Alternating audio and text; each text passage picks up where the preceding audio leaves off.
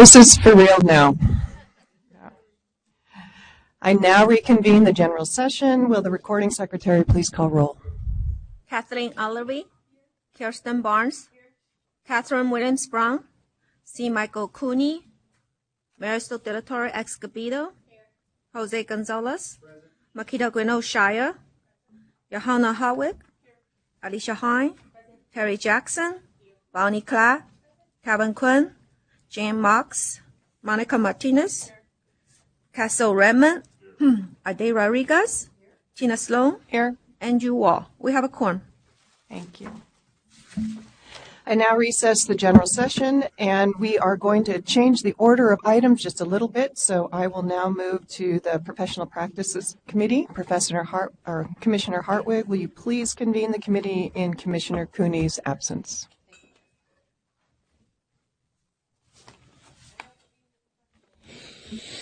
In the Professional Practices Committee, the committee has one item before it today. Item 5A, the Division of Professional Practices Workload Report. Gil Gonzalez will present this item. Mr. Gonzalez, would you begin? Sure. Good morning. I'm Gil Gonzalez, manager with DPP, and I'll be presenting the division's monthly workload report, which is an information item.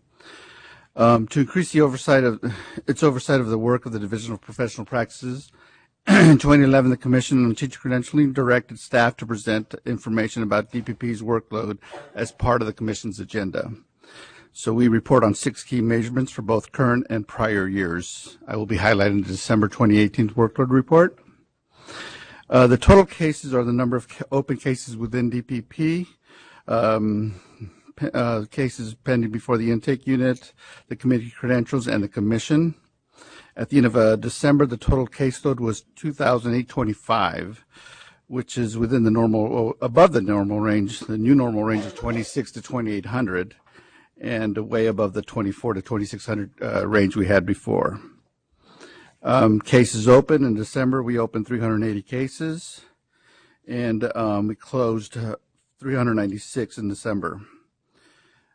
AG cases refer to the cases in which an educator requests an administrative hearing to challenge the recommendation for discipline by the committee. An administrative hearing is an evidentiary proceeding where the administrative law judge hears and rules on the evidence. As of December, we had 157 cases. The committee continues to hear quite a few cases every month. In December, they reviewed 107 cases. I'll be happy to answer any questions. We will now open for public comment. I do not have any public comment cards at this time, so the public comment period for this item is now closed. Do commissioners have any questions or comments on this item?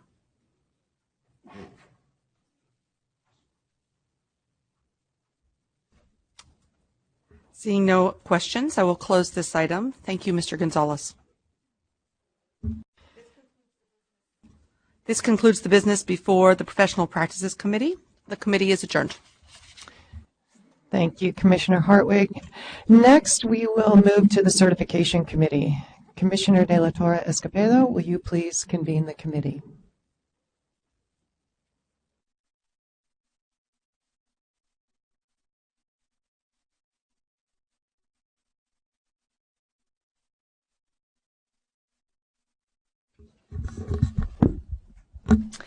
I now convene the April 2019 meeting of the Certification Committee. We have one agenda item today. Item 6A is the request for consideration of Eminence Credential. This item presents a request by resolution from the Governing Board of Valley International Preparatory High School in Los Angeles County for the issuance of a credential based on eminence in the subjects of mock trial and speech and debate to Ian Lampert. This is an action item and will be presented by Elise Montgomery. Ms. Montgomery, will you begin, please? Good morning, Commissioners. Before you today is a recommendation for an eminence credential submitted by the Governing Board of Valley International Preparatory High School on behalf of Ian Lampert. The authority to issue an eminence credential is in both Education Code and Title V regulations. And these regulations are included in your agenda item 6A beginning on page 6. Title V states When considering an application for an eminence credential, the Commission shall be guided by the following definition of eminence. The eminent individual is recognized as beyond the boundaries of his or her community, has demonstrably advanced his or her field, and has been acknowledged by his or her peers as beyond the norm for others in the specific endeavor. Title V further defines the scope of eminence by stating a person may obtain an eminence credential if the subject or service in which the work is determined to exhibit eminence is one in which the school board wishes to have taught or practiced in its district. So a brief bit of history and background. The Commission has issued 29 eminence credentials in its history. The most recent eminence credential was issued in 2015. And eminence applications are pre-reviewed by staff. So with the application, they submit various forms of documentation and supporting evidentiary materials for the Commission staff to determine if the criteria have been met. We do receive several applications of this type annually, and often it is determined by staff that the applicant does not meet the definition of eminence. So in those cases, the application is denied by staff. As is the case, such as today's candidate, if the evidentiary materials appear to meet the criteria, then it is submitted to you for consideration. Individuals applying for an eminence credential must be recommended by their governing board, and they are restricted, if the credential is issued, they are restricted to working with that school, within that school or school district for a total of 5 years. So initially, the credential would be issued for 2 years, and the educator would be restricted to that employer. Upon satisfactory completion of 2 years of experience, the governing board may then request an additional 3-year period on the credential. And then upon satisfactory completion of that time, the governing board may request a clear credential. If a clear credential is issued, it would then no longer be restricted to any specific school or school district. However, at all levels of the eminence credential, it is specifically limited to the endeavor or field for which eminence has been demonstrated. So in the case of today's candidate, the credential would specifically be limited to speech and debate and mock trial. Beginning on page 2 of item 6A, you will see a chart that summarizes the documentation submitted by Mr. Lampert and his employer, which supports his eminence in the fields of speech and debate and mock trial. I won't get into too much detail because Mr. Lampert's going to be presenting to you a few moments additional information. But just a few things. As a student, Ian won numerous national awards from the California High School State Speech Association and the American Mock Trial Association. As a coach, Ian has obtained professional accreditation as an advanced professional speech and debate coach. He was the youngest recipient of the Distinguished Service Key and has been honored as a Diamond Coach, all honors which were awarded by the National Speech and Debate Association. Mr. Lampert also serves as chairman of the National Speech and Debate West Los Angeles District, where he has expanded the number of participatory schools from 6 to 66. Additionally, he was chosen as one of 10 individuals by Peer Potential Mock Trial to create curriculum and develop instructional videos for an American-style mock trial competition in China. And additionally, he has developed curriculum which has been utilized by the Institute for Speech and Debate, the Stanford National Forensic Institute, the James Logan and Doherty Valley High School summer camps, the coaching firm 3P Speech. So at this time, I'd like to turn the floor over to Mr. Lampert, who's going to provide you with further information about his career achievements, his expertise, and answer any questions you may have. Hello, everyone. I'm Ian Lampert. I look like a high school student, but I teach high school students. I'm going to see if this is on behind me. Is this on behind me? A PowerPoint? No. At one time, I think it'll go on. Gotcha. Well, whatever powers of technology. Oh, is it up? Are we good?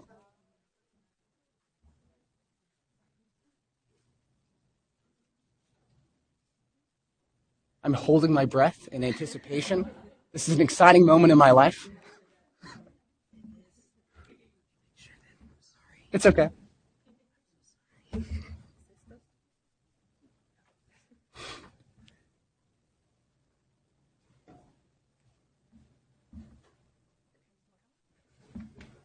If it doesn't go up, I think I could be able to speak extemporaneously, but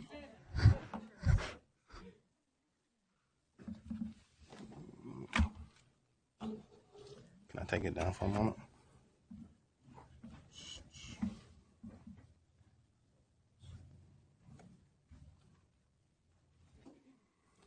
to your folders.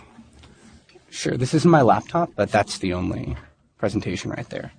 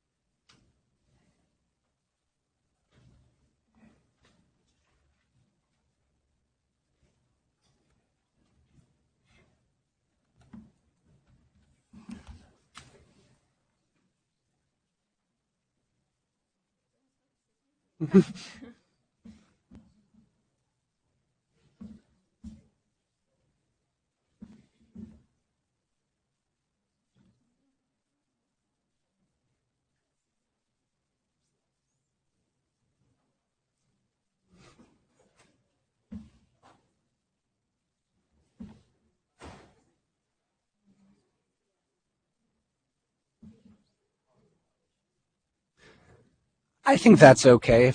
I don't want to take too much of the commission's time. I can just summarize what is in front of me, and I think we should be fine. So I'll just move ahead and assume there are some really terrific graphics and a fantastic PowerPoint presentation that I really labored over, but that is okay. So I'm Ian Lampert. I graduated from UCLA with a BA in political science in 2014. I then studied online through the George Washington University to get my master's in organizational leadership and learning. Last year, through the Harvard Graduate School of Education online, I got my certification in advanced education leadership. And right now I'm studying through Vanderbilt's Peabody online for a doctorate in organizational leadership and learning. Expected graduation is 2021. I care a lot about how teams come together. I care a lot about how relationships are formed. And I think a lot of that has to do with my experience in speech and debate and mock trial. So let me explain those very briefly for those unfamiliar with the disciplines. About 150,000 students annually participate in the National Speech and Debate Association. They have weekend competitions with interpretation events, which are acting-oriented, limited preparation events, which are spontaneous and extemporaneous speaking, public address events, which are fundamentally like TED Talks, and debate events, which are, if you can imagine Denzel Washington and the great debaters, closer to that. Some are prepared, some are spontaneous. About 2,500 students participate in the Constitutional Rights Foundation Los Angeles mock trial competition. In mock trial, students are given a fact pattern, and they have to portray themselves as witnesses, as trial attorneys, and as appellate attorneys. Valley International Preparatory High School, which is the high school that has nominated me, has about 223 students. Not sure if that's gone up or down since I submitted this PowerPoint. 70 of those students are in our speech and debate or mock trial programs. 7 of those students are currently ranked in the National Speech and Debate Association's top 50 overall in America. 9 of those students are ranked in the top 25 in California. This includes the first-ranked student out of the 150,000. We were undefeated at the Constitutional Rights Foundation mock trial competition, our top team, in both 2017 and 2018. So as far as professional organizations I'm affiliated with, there's the American Mock Trial Association, which is the collegiate association that governs mock trial, and the Constitutional Rights Foundation, which is the high school one that governs mock trial. For speech and debate, I'm with the National Speech and Debate Association, where, as mentioned, I'm the West Los Angeles District Chairman. For the California High School Speech Association, I am on their executive council as the publicity chairperson. For the Tri-County Forensics League, which is the local nonprofit that governs our area, I've been elected as the secretary. For the Southern California Junior Forensics League, which is the middle school speech and debate association in my area, I'm the secretary. And for the National Parliamentary Debate League, I'm one of their SoCal representatives. As far as mock trial, and I wish you could see this graphic because this one is a good one. I want to go over my history of Eminence very briefly. In 2011, as a freshman, I was the national champion in the Des Moines, Iowa competition, where I was named an All-American Witness. In 2014, I was again a national champion in the competition in Florida. I was an All-American Attorney. In 2017, I became the first 2-time national champion to be asked to give color commentary to a national final round. So I became the color commentator for the competition in Los Angeles. Also in 2017, I was asked by Peer Potential Mock Trial, the group that's based in China, to develop curriculum specifically for their English-speaking American mock trial competition in Shanghai. And just last week in Philadelphia, I was a national final round judge for mock trial, one of 7. To my knowledge, and I don't want to perjure myself, but to the very best of my knowledge, I am the only non-lawyer to ever be granted a spot in the American Mock Trial Association's National Final Round Judging Panel. As far as speech and debate, there are 3 criteria for eminence. I'm going to walk through them step by step. The first is succeeding beyond boundaries. From 2015 to the present day, I've been district chairman, where I've received the Distinguished Service Key and the Distinguished Service Plaque, where I've helped our district win the Charter Chapter Award, which means we have the greatest number of a certain type of school, not a charter school in the sense you might be thinking, but a long-serving speech and debate school in our district. I also won the Innovation and Education Teacher of the Year Award for a local award. As far as being beyond the norm, I was the state champion in impromptu speaking in high school. I'm a diamond coach. I've coached 4 national champions in the last 2 years. In the last 3 years, our school has won the School of Excellence Award, which is top 20 in the nation. Then 2 years ago, also School of Excellence. Then last year, we became the first team in Southern California to receive the School of Outstanding Distinction Award, which is top 10 overall in the United States of America. And as far as advancing the field, the third criteria, I published in the National Speech and Debate Association's rostrum of the importance of impromptu speaking. My curriculum has been celebrated in the various respects and associations that was just mentioned before. And last year, I was a presenter at the Speech Leadership Conference. This year, I was asked again to be a presenter and to teach other speech coaches how to teach spontaneous speaking. Continue. Some speech statistics. As of 4/3/19, I have coached 182 students from 25 different schools to 999 championships exactly. That includes as a head coach, assistant coach, Skype coach, summer camp coach, or a captain. In the last year alone, specifically at our school, we've coached students to 182 championships, which means that 20% of the overall championship count comes from this season, which isn't even over yet. And I founded 7 different teams: Chance Charter High School, Los Angeles CES, I lead North Hollywood, I lead Encino, I lead SCVI, Valley International Preparatory High School. Some next steps. I want to finish my doctorate. I'm co-running the California High School Middle School State Championship Tournament, which is newly hosted by the California High School Speech Association. I'm part of the National Working Group for Teacher Standards in Speech and Debate, so I'll keep working on that. And I want to further grow my local leagues with coaching mentorship programs. As far as mock trial leadership, I want to further develop the Peer Potential Mock Trial in China. But what I also want to do is create more SoCal mock trial competitions and opportunities for schools that don't have the same ones that we do. We're very supportive of speech and debate and mock trial. Not all schools are. I wish more were. And as far as future success, I'd like to increase our team size from 70 to 100. I think that we will. I'd like to re-earn the NSDA District Diversity Award, which basically means we're sending the most unique schools from our district to the national championship of any in the United States of America. It's important to me. I think that competitive equity matters. And I want to earn the next level of the National Speech and Debate Association's Service Award, because I think that it's good to give back to the community. That summarizes me. Do you have any questions? Okay. Public comment. Okay. Yes. We will now open for public comment. We have one card here. Harold Acord, if you can please come up and state your name and affiliation for the record. Good luck. Thank you. Pleasure to meet you. Thank you. Hello, everyone. Again, my name is Harold Acord. I'm representing the 300,000 plus members of the California Teachers Association. And my comments today, please do not construe them in any way and having to do with this gentleman and his application presently. What I'd like to do is do what I did in 2015 for those of you that were here then. Like everyone, just take a moment. If you can, think back to the year 1977. What were you doing? Were you born yet? Some of us at this table, I doubt that you were. I remember that year because that's the year Star Wars came out. And that was an exciting time in my life. I was 12 years old.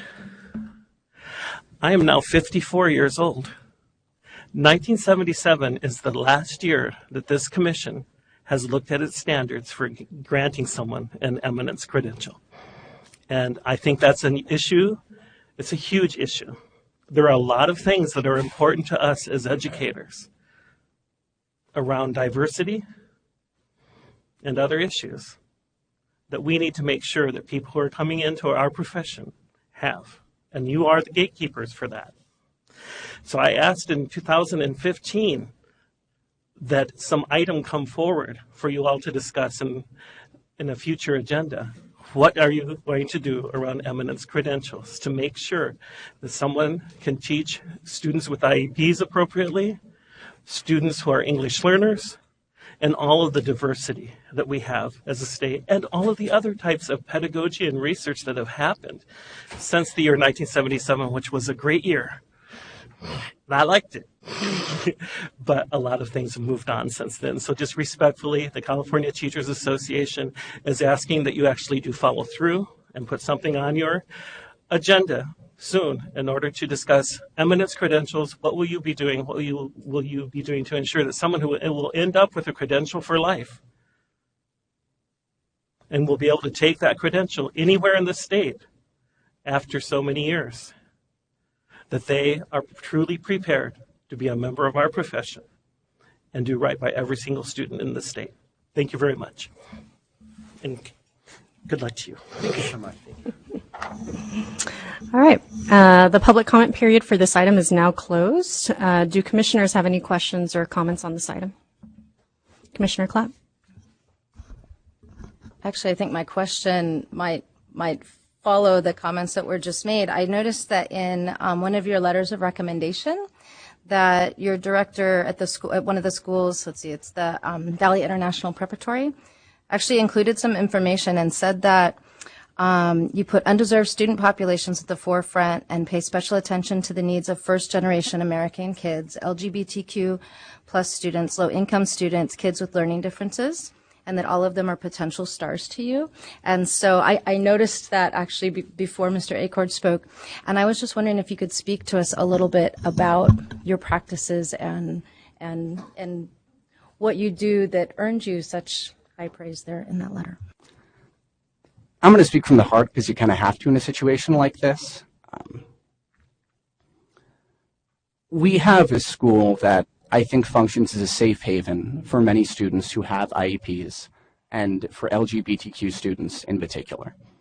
Speech and debate provides a unique opportunity for people to speak their truths in a way that is unfiltered and raw and powerful and trains them to be advocates for the future. I was recently asked by the National Speech and Debate Association to produce something for their equivalent of Pride Month, to identify as a member of the LGBTQ plus community. I believe in Chip and Dan Heath's advice from the book Switch, and that is shrink the change, basically. Start off with something that is easy and slowly raise the bar. I think that because we go to a great number of competitions, I'm able to get students who'd be very terrified because of who they are to go to a competition and create a team culture where they feel like they can thrive and find a speech that truly suits them or an event that truly suits them. I deeply wish that every school offered the same opportunities. I wish that every single school had a speech and debate coach and support for a speech and debate program, because I think it's just the best thing to get kids to share and to grow. There are students who can't afford competitions. Competitions are cost prohibitive in some ways. It might be $10 to enter an event at a local tournament, but to make it out to the national tournament in Dallas this year, that's a lot of money. And we can fundraise. It's difficult to fundraise for everyone, but I made a pledge that if a student would be prohibited by cost from attending a tournament, whether or not our school was able to fundraise for it, I would. And I paid out of pocket for years and years and years to make sure that students can go to competitions, because it changed my life and it matters a whole lot to me. Commissioner Hartwick? I have a comment and a question. I was fortunate to participate in forensics and speech and debate throughout high school and through part of college. I I was in a situation where my high school was only able to have a speech and debate team because my mother started a speech and debate team because she had done it in high school and it was so important to her and she wanted an opportunity for it. So I commend your school and yourself for dedication to creating those opportunities. It is, I think, life-changing for many people in terms of how they think about themselves, how they think about the world, opening up opportunities. So I commend you for your work on that and for your service to the speech and debate community and for your recognition that it's not something that everybody has access to through their schools. And so the more you can do to share and promote that, the better. I was interested in hearing a little bit more from you about why you're focused now on trying to bring some of the opportunities to middle school students and why you think that that's important and part of your mission in the speech and debate world. Certainly. So I did not compete in middle school speech and debate, but around 2012 or 2013, when I was a college student, a local middle school, I went to UCLA, there's Emerson Middle School very close by, just walking distance. The coach wanted some help, and so I went by and I started assistant coaching there, amongst other places, but that was a place I'd go to physically quite often. And I watched how these students grew. I watched how they grew as team members and leaders and speakers and writers and thinkers, and it impressed me very much because I think that in some respects, middle school speech and debate competition outpaces high school speech and debate competition because the level of planning ahead and dedication, either because you love it so much or because you realize it's going to have ripple effects throughout the rest of your life, if you choose to do that as a middle schooler, you kind of got it together in a very impressive way. The younger you get into speech and debate, I think, the better it is. What speech and debate really has to reconcile is the competitive element with the educational element, because as long as speech and debate is a game where not everybody can participate on an even playing field, then you see those disparities and inequities. And I've seen it with my own team. We started off with 10 or so kids, years ago, and now we're up to 70, maybe we're up to 100 next year. We do very, very well at local competitions. And I've seen other schools be discouraged as a result. You see the same team winning all the time. It can be a discouraging thing. And right now what I'm trying to do is work with the local nonprofit, my league, to try to develop better competitive equity in that respect. And one way is supporting middle school competitors. Because if you have just one or two students who participated in speech and debate before and really care about it, and then they go into a school that is even marginally willing to support that school, then a team culture can be developed. Speech and debate is contagious in a good way. And the younger you get into it, the bigger it can grow. And therefore, the more creative and important discourse about helping marginalized populations can happen. Commissioner Hine? Good morning. I have a question and then a couple of comments. My question is, why don't you get a teaching credential? You seem to like school. I think it's because my main focus has been solely in these elements. It's been in mock trial and speech and debate. Those are the things that I am deeply, deeply passionate about for a long time. I've had an interesting life path with respect. I didn't necessarily know I was going to be a teacher. I thought maybe, you go into it for a year or so on a coaching basis and then you leave. But I fell in love with it more than I thought I would fall in love with it. I think that me being here has also offered a unique platform. That platform is for other speech and debate educators and mock trial educators to also share the benefits of what they have done. I think that if I go the traditional route in the teaching credential, I wouldn't be here right now. I don't know how many people are watching this. I hope that if anybody is watching this and they care about advocating for mock trial and speech and debate, they should now step up and do so. I hope that I've slightly opened the door to doing that. Some states have speech and debate credentials, or the equivalent of speech and debate credentials. I believe Texas is one of those states right now. I'm going to go on a soapbox very briefly and say, can we look into California doing that too? I think that would be beneficial. If there was that traditional route for California speech and debate teaching credential, I would do that cradle to grave, right? I would do that wholeheartedly at this point. Thank you. And to answer your question, there are thousands of people watching. Thousands. Millions with the best watched Friday morning. While I do not doubt that you are amazing at speech and debate, I value with my whole heart the work that we put into accrediting colleges and universities, institutions of higher learning that offer teaching credentials, and the work that goes into those candidates who put the time in to learn not just content, but like Harold said, pedagogy. And there are so many different pieces that go into being a good teacher. It's more than just how you can present information. I don't doubt that you are, as your letters say, energetic, full of life. The students love you. I believe that. But I cannot, in good conscience, do what I think would be undermining the integrity of our profession. So I will not be voting to support your Eminence credential, but I do appreciate this conversation, and I could be voted down. I don't, I'm not the say-all, but I really think that if this is something that you're as passionate about as you say, that you should explore taking the 1 year and going through the program. I think you'll be surprised at how much you learn from going through a teaching credential program. Commissioner Hartwig? I'd like to add a slightly different observation to that. And this is with full awareness of the incredible value that can be brought from a teaching credential. But I heard loud and clear Mr. Lampert's observation that an appropriate teaching credential for his content area is not provided by our state. And I also heard from Mr. Lampert the other ways in which he has pursued other levels of education and demonstrated his interest in that way. I consider this Eminence credential definitely an exception, and I think we know that from the record that 2015 was the last one, I believe, that was provided. And so I think the undermining effect of a very rarely provided exception is minimal and not necessarily of concern. Instead, what I would like to think about is that we have a state with a shortage of teachers and a shortage of truly dedicated, passionate people to teach in our classrooms. We have so many passionate and dedicated teachers, but we know that we're facing an incredible teacher shortage. And we know that we want to draw people into our classrooms who are dedicated to their students, who are willing to learn, who are ready to go above and beyond, as Mr. Lampert has demonstrated through his service, even at his fairly early tenure still in his career. Although you said you look like you're in high school. We know you're not in high school. We can see from your record.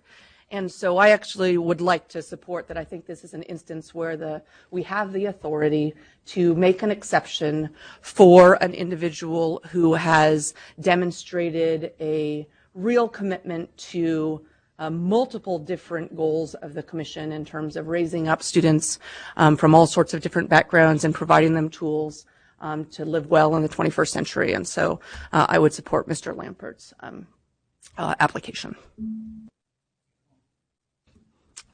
Commissioner Allaby? Thank you. I'd like to clone you. Have you thought about coming to Riverside? I agree with Ms. Hardwick 100%. This is called subject mastery, and this is what we want to see in our high schools, in our areas with our kids. We want people who are these kinds of experts, and this is a vehicle. They have created this Eminence certificate just for this very, very issue. And when you see somebody standing out who can offer so much to so many kids, I think it would be a shame. Now, I agree with Mr. Acorn that maybe we should take a look at it. I agree. That's something we need to do as a unit. But because we offer this, I would think it would be almost disrespectful not to allow someone with his skills to take advantage of it. Commissioner Clapp? Can I ask staff a question? It says on our item that the credential would be in the subjects of mock trial and speech and debate. So since we don't have that as a credential, how does that work? We basically have to just input it into our database. We do have other Eminence credentials that are issued in very specific areas, so it's not necessarily something that you would see on a single subject. We can create those authorizations in our database. And so at the end of the 5 years, it still remains limited to speech Correct. And debate. Yeah, throughout the whole time, it's going to say speech and debate, mock trial. Okay, thank you.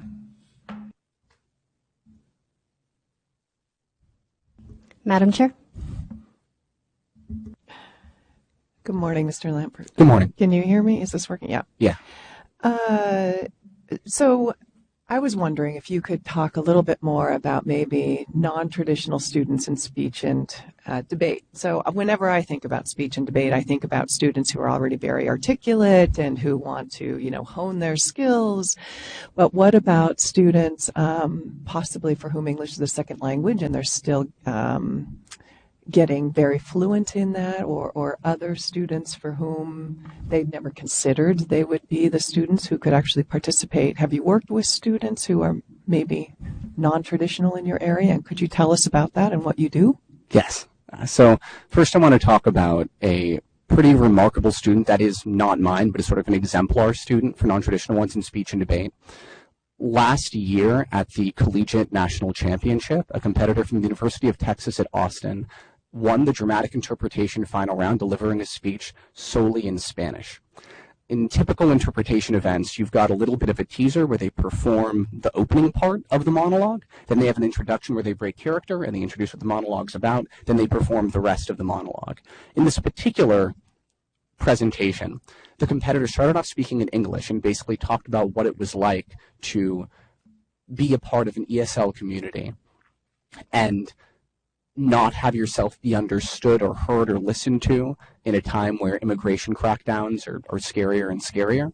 And then she performed the rest of the speech in Spanish in front of an English-speaking judge panel. But the raw emotion and power in that performance, she won the national championship, I think going something like first, second in the final round. That's a very high-key example of the sorts of marginalized communities that are served through speech. I think that in my own instance, the number of students that I work with who have IEPs that have sort of, I don't want to use incorrect terminology, processing difficulties or severe anxiety or things that would prevent them from getting up and speaking in front of any group of people. And their tenaciousness and with a bit of belief that's put in them, the ability to overcome that is something that I take very, very seriously. I don't have a raw number of the percentage of students on my team that have IEPs or that come from less affluent backgrounds, but I would venture to guess that it is a significantly higher percentage than of comparably successful speech and debate teams. One major thing that I focused on during my master's study was that. It was, how can you inspire those who feel like they're left out on the margins? I think that the best way to get through is to reverse the stereotype threat. The stereotype threat says that if I, as an authority figure, create an image that somebody will perform in a suboptimal way as a result of their demographic, then they are likely to perform in that suboptimal way. You reverse it by saying, in one-on-one conversations, what makes you special makes you strong. And that's something that I firmly believe in. I think that that is the benefit of speech and debate, theater, mock trial, anything like that. But the percentage of students I say that come in already with that ability to speak fluently and they know all the facts and they can debate it out, that percentage is incredibly small.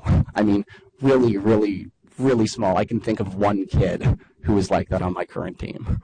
That's it. So what are some specific things that you do when you're working with children who come into your program who are either very anxious, as you described, or who need, additional supports to get where you want them to go? What do you do? So I was recently reading this book. It talked about 4 different frames of organizational leadership and of success. There's the structural frame, which is task-oriented. There's the symbolic frame, which is story-oriented. Political frame, power-oriented. Human resource frame, which is sort of feelings-oriented. I think that I start off by speaking in that human resources frame. It's I don't know what you've heard about this team being big or scary or anything, but I'm here for you. And I want to do my best to support you. But what I have to do is start off by knowing what your comfort level is in expressing yourself. If you're uncomfortable expressing something that's deeply personal to you, don't. Do not do that. That'd be bad. Maybe you start off in a training wheel style event, like storytelling, where you just tell a kid's story, or spontaneous argumentation, where you're given 1 minute to think and then 1 minute to speak, and then you go back and forth for a bit. Or maybe you have a story that you want to tell and you've just been waiting to do it. Maybe you are a former slam poet. We have a competitor on our team right now who very personal poems about anorexia, about sexual assault, and she wanted to express that in a speech and debate format because she wanted to empower herself. I said, well, I'm not going to stop you. I'll help you tell your story. I'm not going to tell it for you, but it's a matter of self-advocacy, I think, and about self-belief. And I think shifting through frames so I'm able to best connect with each student is the way that we've been sustainably successful across these years. Thank you. Those examples were helpful. Commissioner Gonzalez. Good morning, Mr. Lambert. Good morning. So there's no doubt that you are a gifted, talented young man. And I will most likely support granting this credential. I just don't want to, I want folks to also understand that it's important. If you look at the ELA, ELD framework, specifically Chapter 9, that focuses on equity. And so you used ESL community. And so that's a little example of what gets teased out through a program, because that's a dated term. We don't use ESL. We use English learners. And so that's the piece that I think you're missing out on by not diving into the one-year requirement in pedagogy and understanding the diversity of students that exist in our state. But I commend you for your passion and energy as it relates to speech, debate, and mock trial. Thank you. I want to publicly apologize for using the wrong term. Shouldn't have done that. Commissioner Barnes. I'm on the fence. I do appreciate your passion. I think you're an exception as far as not only your passion, your knowledge, but it's very obvious you care about students and you have had your own path. But I also agree with Commissioner Hines too, is that having that year and that and then those classes is important, which I think I also agree with Mr. Acord that we somehow need to get this on the agenda at some point, because we are in a teacher shortage. You are an exception. But the next person coming up to want to get this may not have the passion, may not have the interactions with students, may not have your path. And I don't want it to get like, oh, well, I don't want us to get back to the days of, well, just because someone's good at something, they can teach. I do believe you, because the next person coming up may not have what you're saying in the context that you have. So it's a tough call for me. I see both sides, and I want the best for students. But I do hope, which way this goes, I still think it would be good for you to get enrolled and take those classes, regardless of whether this gets approved or not. Commissioner Hine. So I was here in 2015. I remember that vote. In 1977, I was actually being born, Harold. So I missed out on that piece, but I was here in 2015, and we had almost this identical conversation. It is very hard to say no to somebody who's sitting in front of you with so much passion. And at the same time, I'm curious to know what our student liaison thinks, having just finished the TPEs and the TPA and going through all that work that she's just put in to earn her credential. So if we have this credential that we fight so hard as teachers, I've been teaching for almost 20 years. I know I look super young too, but we have this credential that we hold so high and say, this is a professional license to teach. You have earned it. You have put in the time. You've gone through school. You've done student teaching. You've done all these things. Let me give you this. Now you've earned it. Not because I have passion, not because I love what I do, not because I love 7-year-old kids and I love teaching kids how to read. That's not why I got my credential. I got my credential because I put in the time and I earned it. I went to school. I worked hard and I earned it.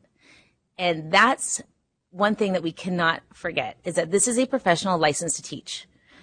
Mr. Morris is like the best football coach probably in the entire world. He doesn't get a license to teach because he's really good and very passionate and kids love him and look up to him. So we can't get confused between, oh my gosh, we're going to lose out on this amazing person. We're not. This amazing person can go and get a credential like everybody else that holds that professional license to teach. And if we want to say day after day, teachers should be paid more, teachers should be respected as professionals, the teaching profession is a profession, not just a job. Anyone can't just do it. It's a professional license. Then we need to hold it up there to that higher standard, and we need to treat it like that. So no disrespect to you whatsoever. I totally believe that you're amazing. I'm also curious, what is the sense of urgency in getting this, of us handing this to you, because you already are employed, right? So if you're already employed in the school, they obviously don't care that you don't have the credential. Is it a private school? No, it's a public charter. Ah, legislation. Maybe that's why. I don't know. I do know. I know what I believe, but I just don't want us to get confused. And I totally respect all the commissioners' views of seeing the passion and the drive and wanting teachers like that in schools. And there are teachers like that in schools. But I just don't want us to devalue what we are working hard for. Okay, I've had several. Commissioner Hartwick? Come around. My understanding is that the whole design of how this eminence credential is made is with all of those concerns in mind of what our standards are for the profession, but that we do have very, very rare exceptional circumstances in which we decide that the service that can be provided by someone who has demonstrated their value is worth it for us to make an exception, and it's named an eminence credential in order to reflect that this is a decision that we make to make an exception. And so I will feel very comfortable supporting Mr. Lampert's application without thinking that it casts any pall on the incredible value of earning a teaching degree and of how that underpins the professional level of our entire profession through granting a particular exception that the commission has decided on. I definitely agree with Mr. Acorn. It sounds like this is worthy of our having a greater discussion about in terms of whether we would want to change the criteria. The criteria seem sensible to me, but whether we would want to change the criteria, if there's any updating that needs to be done. I think that is not something that Mr. Lampert has any control over or has been able to that there should be any disadvantage provided to him, that this is not a conversation that has already been had by the commission. I also understood from the opening remarks that, and maybe you can correct me, but that not every application for an eminence credential is actually brought to the commission, that in fact the staff vets those to see, is this someone we actually think is worthy of consideration by the commission? And so that also, I think, can stem concern about any flood of applications, or that this is going to be something where it will set a precedent for others to say, oh, well, I just want to get I'm going to get a credential in this way instead of going through the regular path. Is that correct, that there's vetting that's done before too? Yes, absolutely. As I mentioned, we do receive several applications a year, and as you know, we haven't brought one to the commission since 2015. So there are quite a few applicants each year who do not meet the definition of eminence, and they are subsequently denied. Thank you. Madam Chair. So I appreciate all of the comments that everybody has made. They're all valid and good comments, and I appreciate Mr. Acord's comment that we need to go and look at these standards again. I think we all believe that. But what we have in front of us right here is a request for an eminence credential, and we have standards that the person applying for the eminence credential needs to meet, and they are three things. The individual is recognized as eminent beyond the boundaries of his or her community, demonstrably advanced in his or her field, and acknowledged by his or her peers as beyond the norm in the specific endeavor. So we have to decide whether he has shown to meet those three criteria for the eminence credential. That's different than a regular teaching credential. In addition, he only earns his eminence credential in a very specific area. So if he is granted the eminence credential in speech and debate, he cannot go and teach history, social science, or English, or any of those other content areas that we would, another credentialed teacher would. Finally, we also, I think, need to remember the timeline. He will be, if we grant this credential, he will be granted the credential for 2 years and only for his employing school district. Granted, after that, it can get extended another 3 years if I'm assuming the district says he's been successful, we want to extend it, but again, it stays there, and then there's one more step before it would actually be applicable to beyond his employer. Is that correct? Correct. So it's a 2-year period within that employer, and then upon their request, an additional 3-year period still within that employer. And then upon completion of that total 5 years, the governing board can request a clear credential, which at that point would no longer be restricted to any specific employing agency. Okay. So I think we all hear and see the expertise that you bring and the passion, and I am sure you do great things for kids. And at the same time, our profession demands that we ensure that whoever is working with them in schools is well prepared to work with the diversity of students that California brings into the classroom. In this particular instance, this is what we are working with. Your particular field will be quite narrow, and you do seem passionate about learning and learning new things, and I think you have heard a lot of things from commissioners here and things we would wish that you would go and explore and learn to support all of the children who come into your classroom and those who aren't in there yet, but that you could bring in. So that, I think, is where we are. Commissioner Clapp? One more question for staff. How does induction work with an Eminence credential? No, there's no induction requirement because it's a completely separate pathway. Commissioner Alvey? I'd like to make a motion to accept this petition for an Eminence certificate. Credential, thank you. Okay, we have a motion. Commissioner Redmond has a question before we carry on. Oh, do we need to? So, does anybody second? All right, seconded by Commissioner Hartwig. First, a comment. I think as the statute is written, you're the model for this statute. So if it's in the law, I understand the concern about the law itself. And not having to go through the work, the process, the learning to accept a credential, to receive a credential, and I would encourage you to do so, understanding that even before the 2-year and then 3-year period are up, the law could change, and you may end up having to do that. But you're extremely accomplished. I would say there's been a lot of said about your passion. I'm often called passionate, but you're also extremely accomplished, and I think that accomplishment part of it is what is most valuable. So in that field, particularly that we do not offer a credential.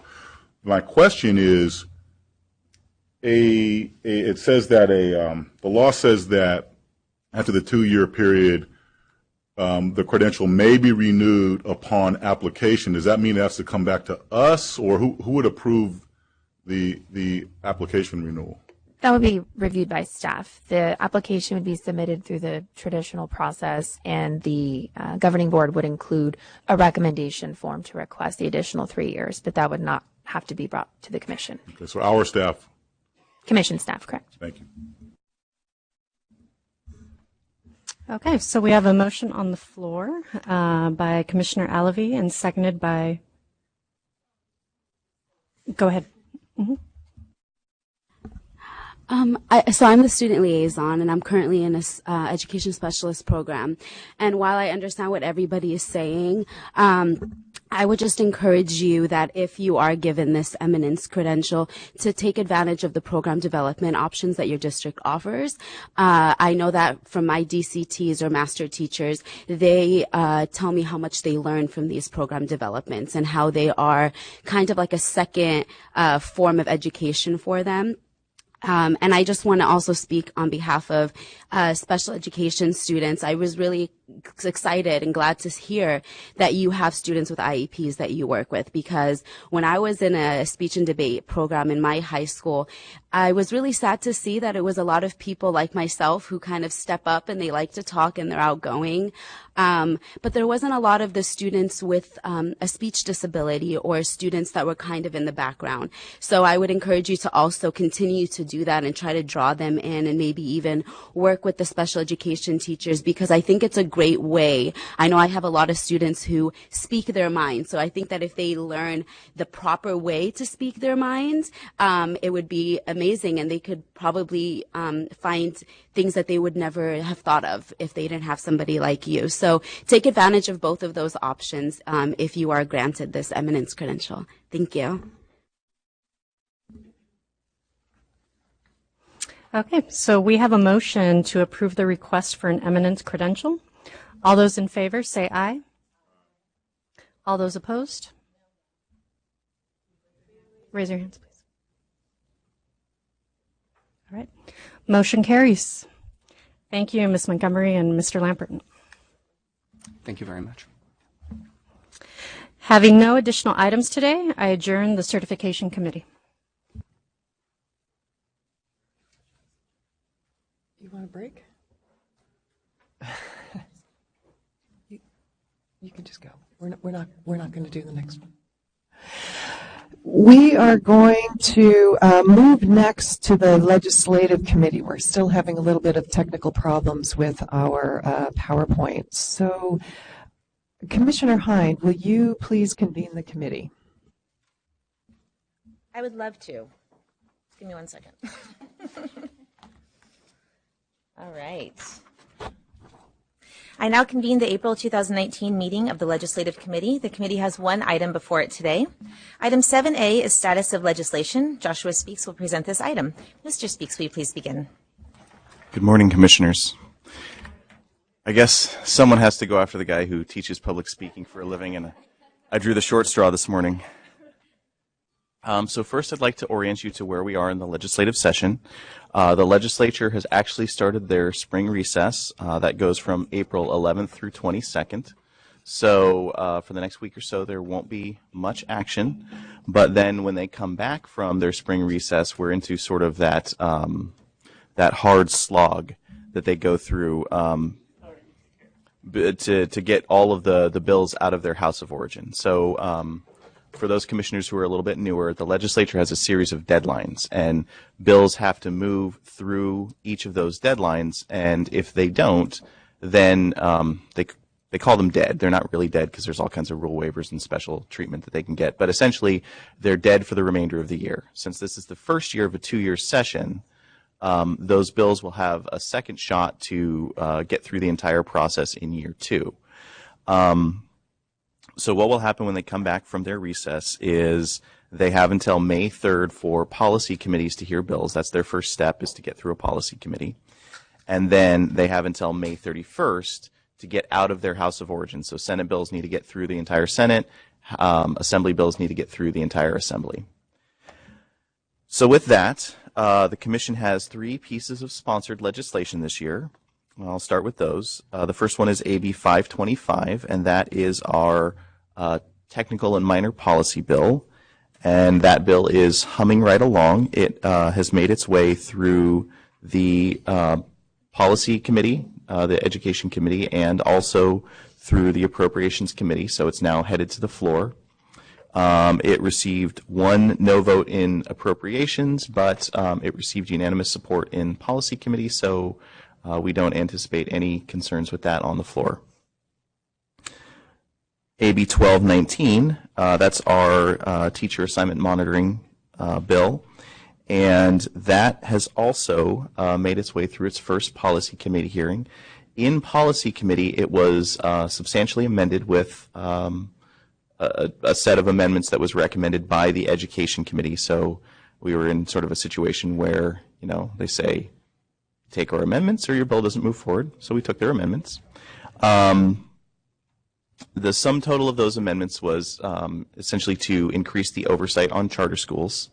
One of the big components of that is that traditionally there's a statute that says that charter schools have flexibility in their non-core, non-college prep courses, and the commission has interpreted that to mean that you need to be properly credentialed, but you don't need to have a credential that is specific to the topic you're teaching.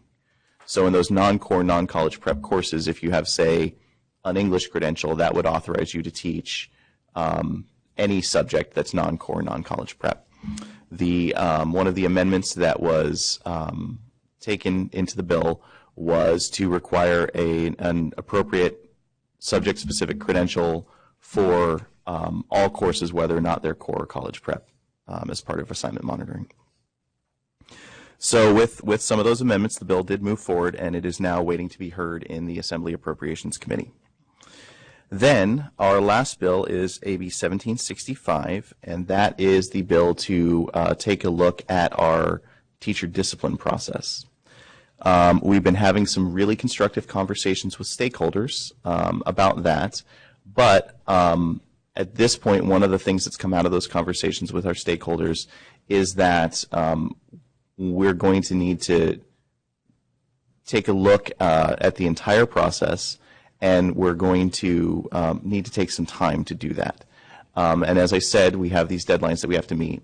And so we've sort of agreed to make that a 2-year bill, to let it not move forward this year, and to take the time that's needed to come up with a really thoughtful overhaul of that process. With that, I wanted to move to some other items that may be of interest to the Commission. The first one is AB 182, and this is a bill on computer science credentials. Now, when this bill was initially introduced, it would have created a single subject computer science credential. The legislature expressed some concerns about jumping straight to that step, and so in the Assembly Education Committee, the bill was amended to require the Commission to create a panel to study the need for a single subject computer science credential. They talked to us about that as they were suggesting those amendments, and so we would be required to make that final recommendation to the legislature by January 31st of 2021, and the bill would be contingent on an appropriation in the budget. So even if the bill passes, they would also have to allocate funding sufficient to do that work for us. Moving on, AB 988 by Assemblymember Berman. This is on out-of-state prepared education specialist teachers. And this is a bill that the Commission was not directly involved in, but it came out of some conversations that we had with Assembly Education Committee staff. So, as you know, the Commission is always looking for ways to sort of help teachers move into the profession, especially out-of-state teachers, without lowering our standards. And an obstacle that was identified is that when a teacher comes from out-of-state with a generic special education credential, which is obviously a credential California doesn't issue, we give them either a mild mod, mod severe credential, depending on what they specify, but then they have to demonstrate that they have subject matter experience in that area. And they can do that in a variety of ways. We can look at what their student teaching was. We can look at sort of was there a specialization in their program, et cetera, what kind of classes were they teaching out of state. If they show 2 years of experience out of state in, say, a mod severe classroom. But in some cases, what happens is a person comes through, they have a generic credential, their program doesn't have any sort of identifiable specialization, they were in a generic classroom out of state, or maybe they got their credential out of state and then moved before they could work for 2 years. And so they have really no way for us to verify that subject matter experience in either a mild mod or mod severe classroom. And so in those cases, they actually have to go back and do coursework in order to clear their credential because they have no other way of meeting that subject matter requirement. And so the question came up, well, if they can use out-of-state experience serving in a classroom, why can't they use experience in California on their preliminary credential to meet that requirement. And so this bill essentially would allow them to do that, to use 2 years of service in California in a classroom to meet that requirement so that they can clear their credential without having to go back to school. So it's just, it's eliminating a barrier and sort of fixing an inequity between the way that out-of-state experience and in-state experience is being treated in this process. And that bill is also moving forward to the Appropriations Committee. Then we have a series of early childhood education bills. I don't necessarily want to go over each and every one of them, but I thought it was important to highlight AB 123 because I think that's the one that has the most significant impacts for the Commission. So that's jumping to page 4 on your item. And AB 123 by Assemblymember McCarty, it's a very large and very ambitious and frankly very exciting overhaul of our early childhood education workforce and how they're prepared, how they're paid, all of those sorts of things.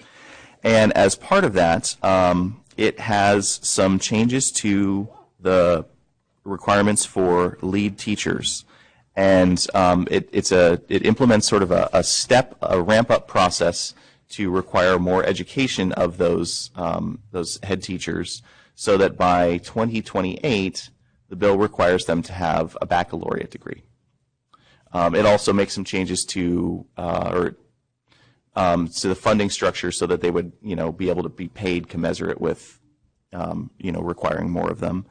And then it establishes what they're calling the California Preschool Teacher Qualifications Program to help support staff in moving toward that requirement. Subject to an appropriation of funds from the legislature, it would be a new grant program that would be administered by the Commission to help those child development providers move their staff up that ladder of early childhood education documents. It actually, for commissioners who've heard the updates on the classified employee program, the structure is very similar to that, where they would help them with education expenses, as they're working for that provider. So again, it's a very ambitious bill. It will be interesting to see what happens as it goes through the process. It took a while for them to get all of the pieces in place, so that bill has not yet been heard in the Education Committee. It's scheduled to be heard on April 24th, and we will be keeping a close eye on that because as I said, it's very exciting and very ambitious.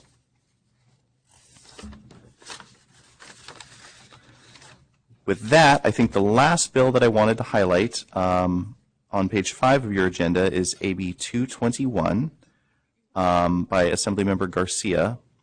And this bill originally was a prohibition against Teach for America core teachers being assigned to classes with 40% or more low-income students.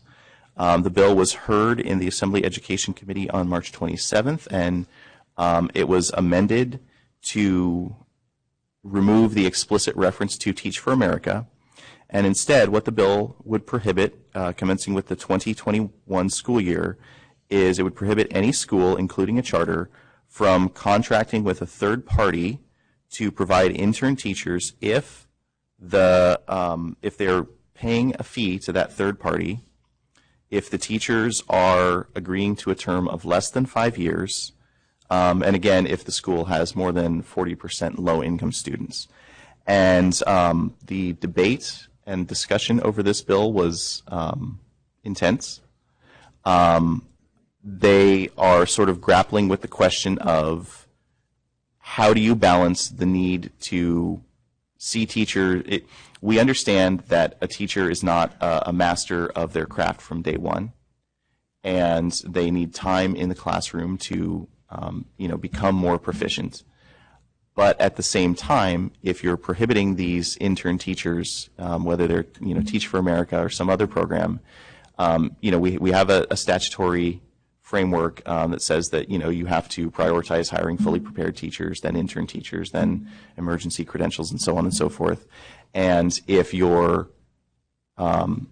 restricting schools from using these intern teachers, you're not replacing them, especially in a low-income school. You're not replacing them with fully prepared teachers. You're replacing them with PIPs and STIPs and things like that. And so the committee was sort of grappling with that question of,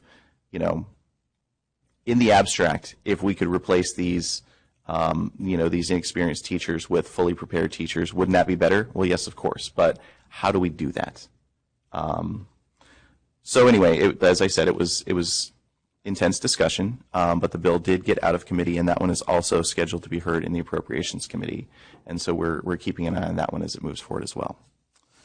And so with that, I'm happy to answer questions about those bills or any other bills the commissioners may be interested in hearing about.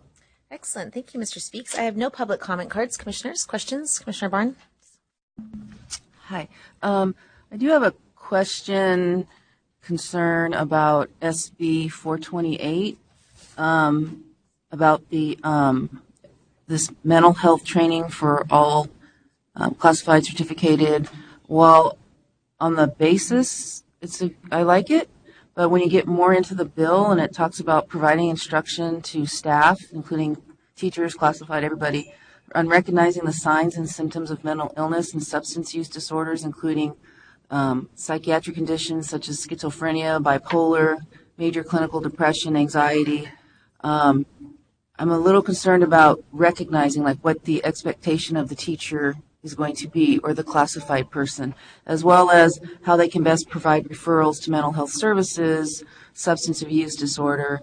While again, I think having knowledge of all of this is important because, as I stated yesterday, these students with these illnesses are in our classrooms, and teachers, I think the newer teachers coming in and the new counselors and social workers, they're going to get that background in their programs, and I think this is needed, but and maybe there's a more in-depth about how this is going to look, but to me, I'm just concerned that it's a little too broad, and one district may take it and do it the right way, another may just, yes, you have to use this nationally approved program, but I just have some concerns about what is actually going to be expected of a teacher, a classified person, a bus driver. It's just, I think it's a little too loose with what they have here. It's just a concern.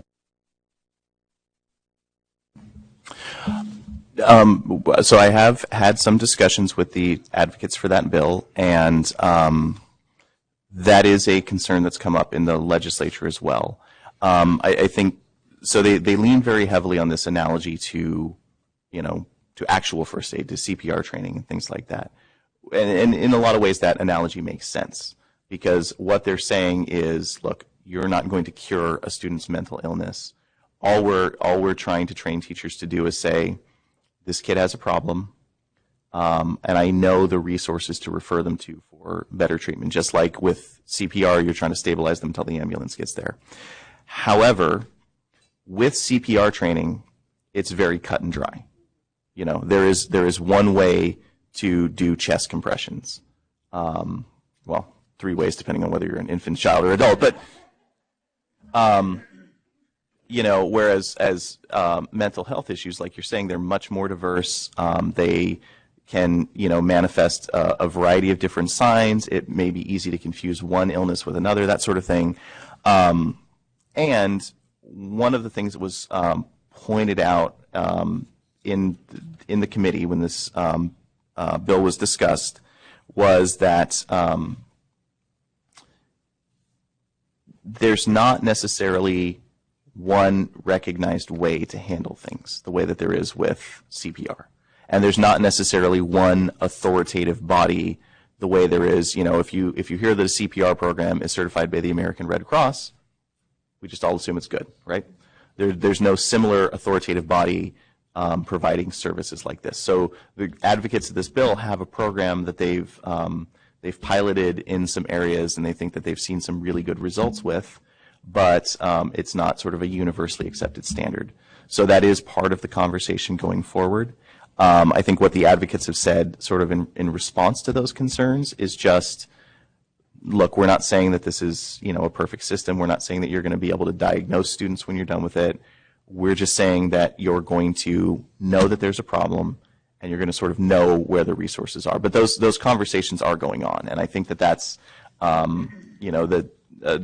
the legislature is very cognizant of some of those concerns. Do a response.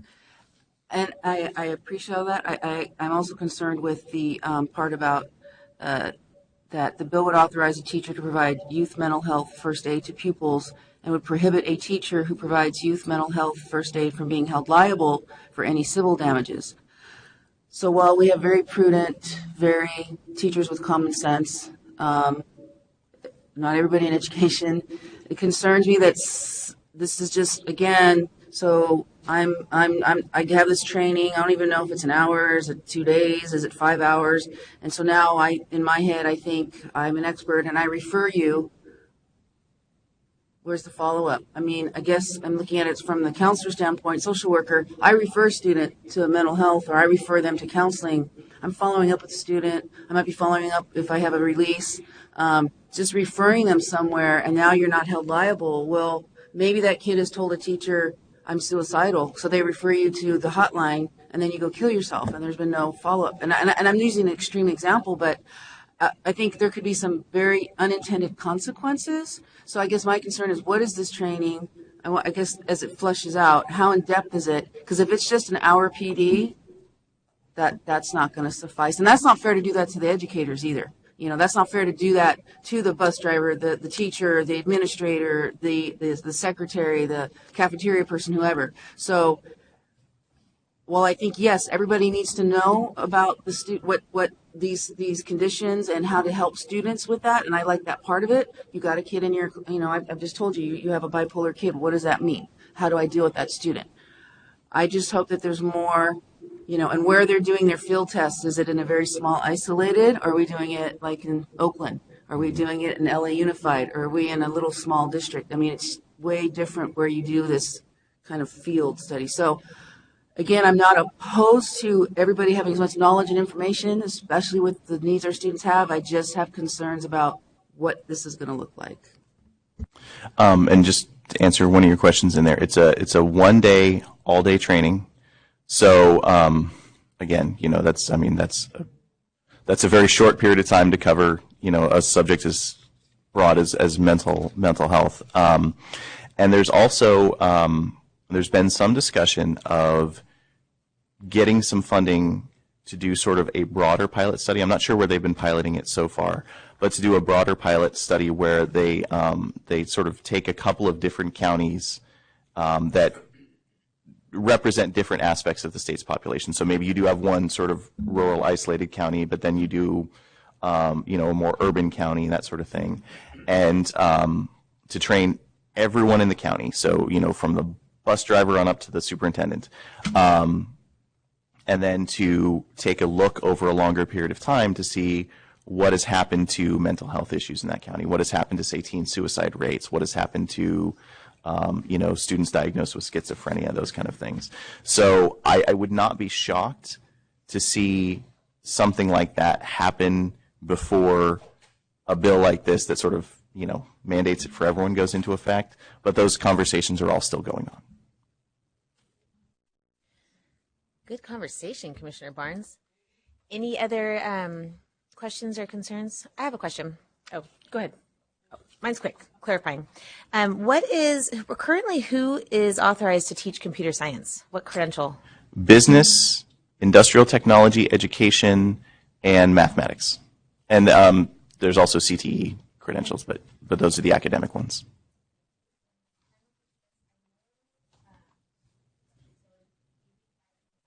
I know that there's some systems that offer education majors. What are they? I can't remember. Is it UCs or state schools, or who offers the master's in education?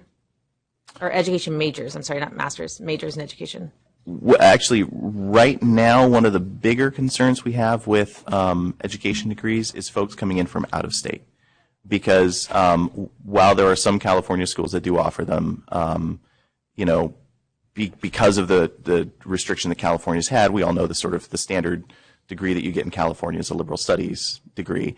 But in other states, the standard is to get an ed major, and then you come in from out of state, and say you come in and you get your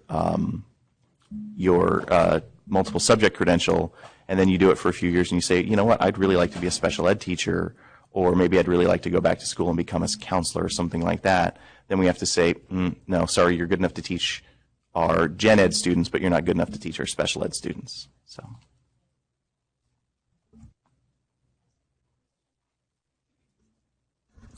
Hi, I have some questions about AB 1219 regarding the charter school issue and the inclusion there.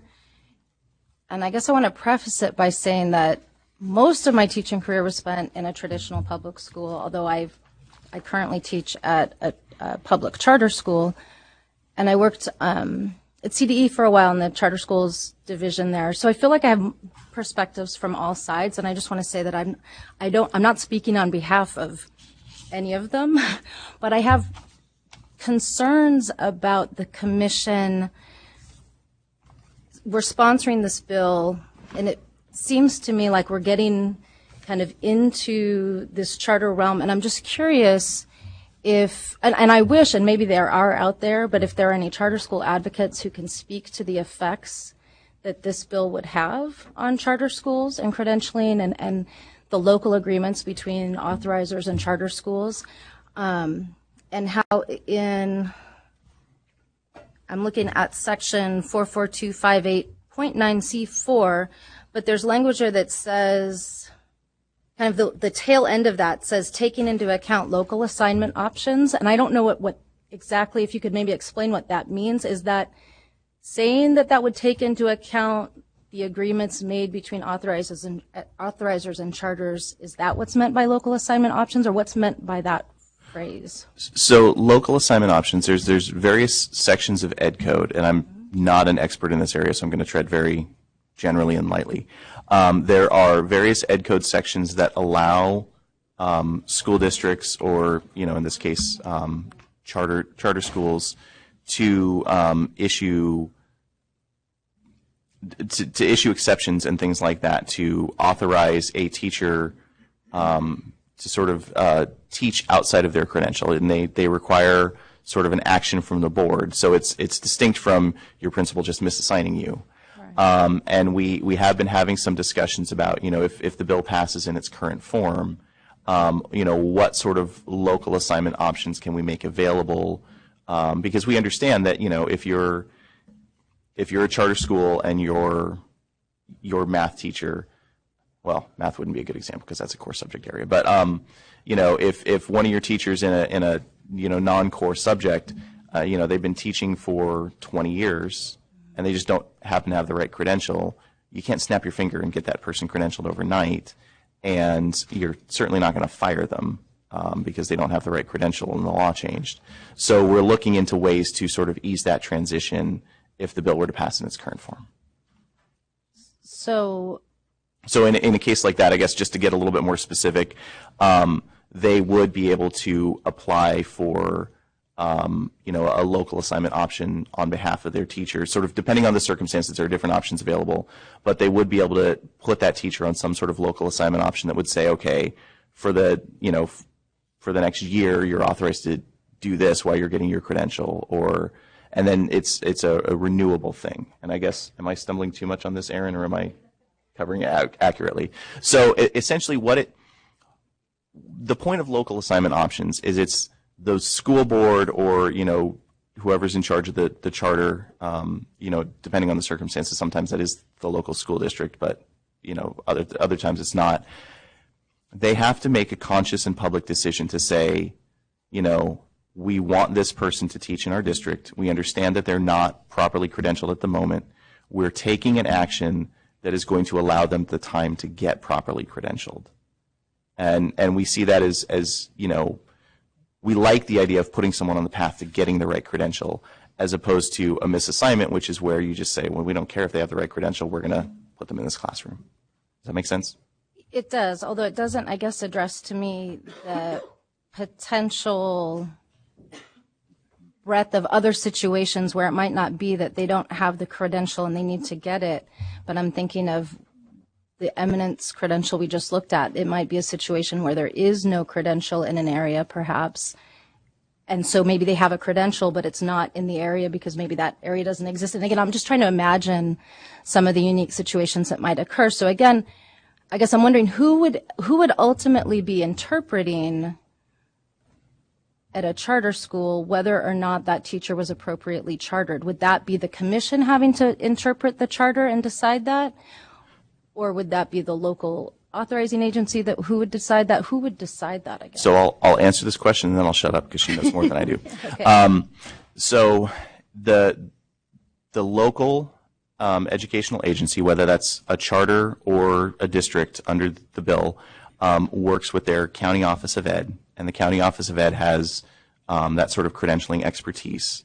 And then the county office of ed, if they're in a situation where they need an answer or something, the commission is sort of the final expert on what's an appropriate assignment and what's not. And generally speaking, even if, to take the case of the gentleman who was just here, even if there is not a credential that is specific to the class being taught, like speech and debate, there is a credential that authorizes teaching that subject matter. So, for example, if you're, as we were just saying on the other bill, there's no computer science credential in California right now, but if you have a math credential or a business credential or an ITE credential, those authorize you to teach computer science. And so even if there's not something that's specific to your topic, there is a credential that would cover it. So, and then I'll...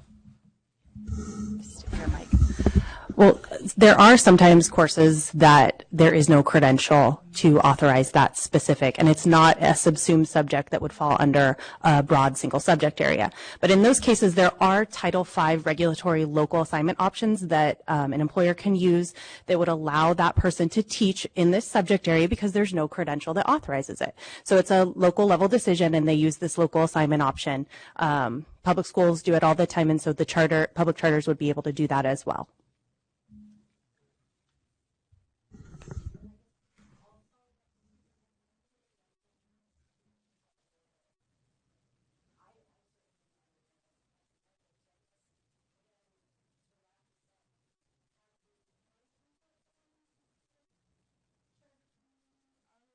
And what the impact would be?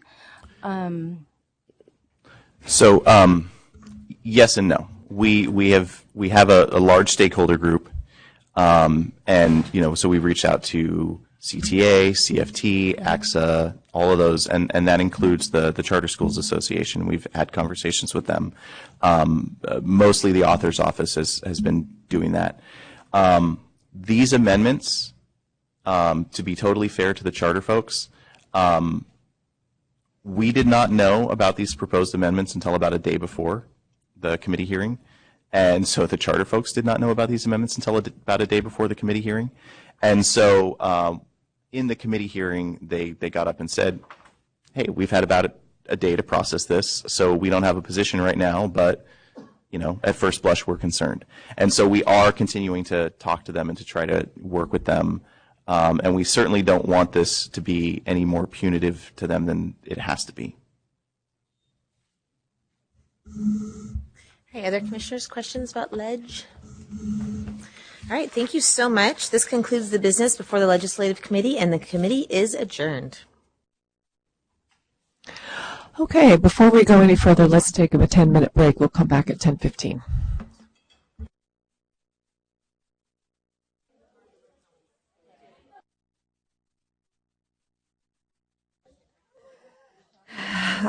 All right, everyone, break is over. We are ready to resume. If you can hear me, clap once. If you can hear me, just clap. All right. Okay. Good morning, and greetings to our 100,000 viewers. I hope you're having a great morning. We will reconvene the Educator Preparation Committee, and we are continuing with item 4H, Teacher Supply in California. 2017-18, a report to the Legislature. This item is being presented by Marjorie Zuko and Fifi Lau. This is an information action item. Ms. Zuko, will you please begin? Good morning, Commissioners. Agenda item 4H is an information action item titled Teacher Supply in California. Once approved, the report will be transmitted to the Governor and Legislature by April 15th. All summary tables are presented within the agenda item, and detailed tables are presented in the appendix. And this appendix can be accessed by clicking the link on page 2. They are posted right below the agenda item. All teacher supply dashboards have been updated with 2017-18 data, and they are also available on our webpage. At this time, we'll go over some of the highlights from the report.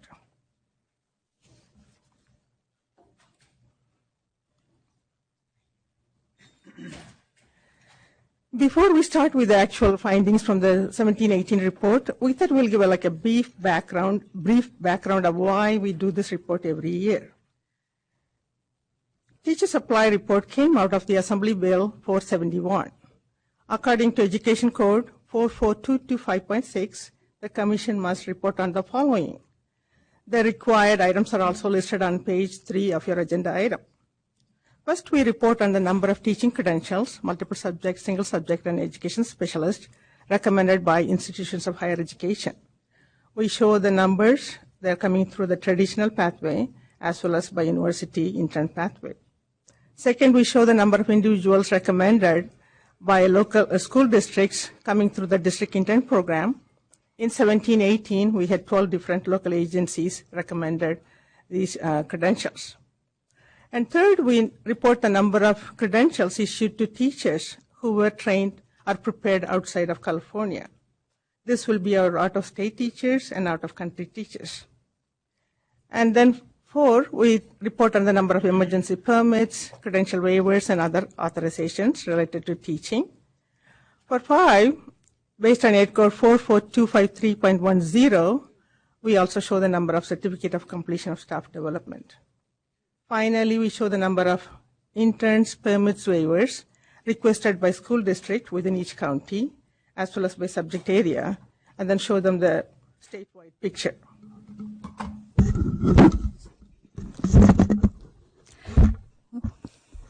Now we will visually communicate to you a few highlights from the teacher supply report, specifically focusing on the overall distribution of initial preliminary and clear credentials, intern credentials, permits, and waivers for fiscal year 2017-18, as well as look at the 5-year trend pattern throughout California educator supply data pages.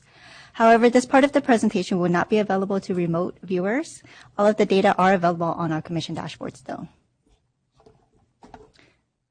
If you are following along this presentation, you can access the California Educator Supply pages through the Data and Reports tab and by clicking Educator Supply. On the California Educator Supply page, there is a statewide snapshots dashboard that provides current and trend data. I'm just going to make this full screen to view the data a little bit better. And we're going to start with new teaching documents issued in 2017-18. Here, the data showed that there were more than 16,000 preliminary and clear credentials issued, more than 4,900 intern credentials issued, more than 7,800 permits issued, and more than 300 waivers were issued in 2017-18. When we combine intern permits and waivers, there was a total of about 13,000 issuances, less than the number of preliminary and clear credentials issued. So let's view more data. And let's take a look at total new documents issued by subject area in 2017-18.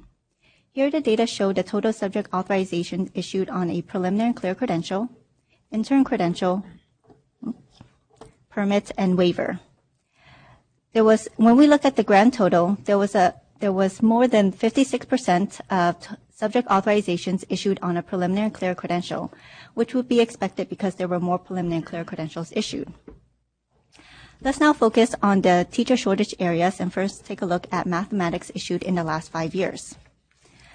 When looking at the total preliminary and clear credentials issued in math, the data show that there was a 5-year decrease of math issuances. When looking at the total intern permits and waivers issued in math, the data show that there was a steady increase in the last 5 years. Now taking a look at science issued in the last 5 years, when looking at total preliminary clear credentials issued in science, the data showed that from 2013-14 to 2015-16, there was a decrease of issuances. In 2016-17, there was an increase of about 8%, and in 2017-18, there was a decrease of about 9%. When looking at the total intern permits and waivers in the science area, the data showed that there was an increase in the last 5 years. Now looking at the education specialist credentials issued in the last 5 years, when we look at the total preliminary and clear credentials issued, the data show that similar to science, from 2013-14 to 2015-16, there was a decrease of issuances. In 2016-17, there was an increase of about 14%. And in 2017-18, there was a decrease of about 3%. When looking at the total intern permits and waivers in the education specialist area, the data show that from 2014-15 to 2015-16, there was a huge increase. And since 2015-16, there were more interns permits and waivers issued than preliminary and clear credentials. Overall, the data showed that there was still a high demand for teachers, credentialed teachers in math, science, and especially in special education. On a much happier note, the number of credentials in the shortage areas may be on the rise in the next few years due to the state-funded grant programs that we heard about yesterday. Let's continue on to more teaching credential data and take a look at total new credentials issued by segment in 2017-18. Looking at the initial preliminary and clear credentials, the data showed that more than the majority of credentials were recommended by IHGs. About 36% of initial preliminary clear credentials were recommended by California state universities, and about a third by private independent institutions. When looking at the trend of new credentials issued by preparation pathway in the last 5 years, the data showed that from 2015-16, there was an increase of initial preliminary and clear credentials issued via completion of the California IAG prepared pathway. In 2017-18, the data showed that there was a decrease of district prepared and out-of-state prepared pathways. Let's move on and find out more details about the 5-year trend of credential issuances. So back on the California Educator Supply page, we're going to go to Teacher Supply Credentials. And we'll take a look at new teaching credentials issued in the last 5 years and the total by credential.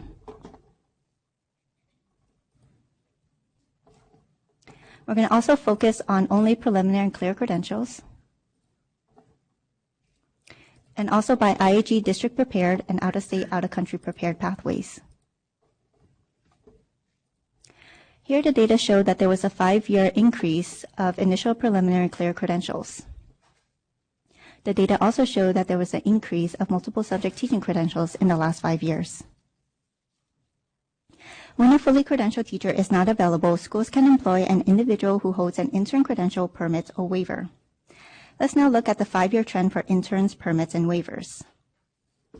So back on the California Educator Supply page, we're going to go to Teacher Supply, Interns, Permits, and Waivers. And let's first look at teaching intern credentials issued in the last 5 years and total interns.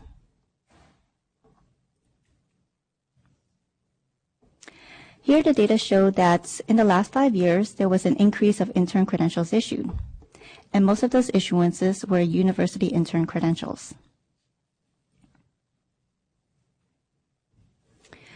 Moving on and taking a look at teaching permits issued in the last 5 years and the total permits. The data show that there's an overall increase of permits issued in the last 5 years, specifically for limited assignments, and these permits are issued to fully credentialed teachers who are teaching outside their authorization area due to teacher vacancy, the provisional internship permits, or the PIP, and these are issued for anticipated employer staffing needs, and the short-term staff permits, and these are issued for acute employer staffing needs. Let's look at the issuances by the specific permit types. So let's take a look at first for limited assignments. And the data showed that for limited assignments, most of these permits were issued in the single subject area. When looking at the provisional internship permits, most of these permits were issued in the multiple subject and the education specialist credential area. The data also showed that there was a decrease in 2017-18 from the prior year. Now, looking at the short-term staff permits, the data also showed that there were more permits issued in the multiple subject and education specialist areas. Now, moving on to teaching waivers issued in the last 5 years and looking at the total waivers. The data showed that in the last 5 years, there was a decrease of waivers issued in 2014-15 and in 2017-18 from the prior year. The data also showed that there was a decrease of waivers issued in all credential areas. Let's actually take a closer look at intern permits and waivers issued in 2017-18 by region, and that's going to be back on the California Educator Supply page and at the statewide snapshots.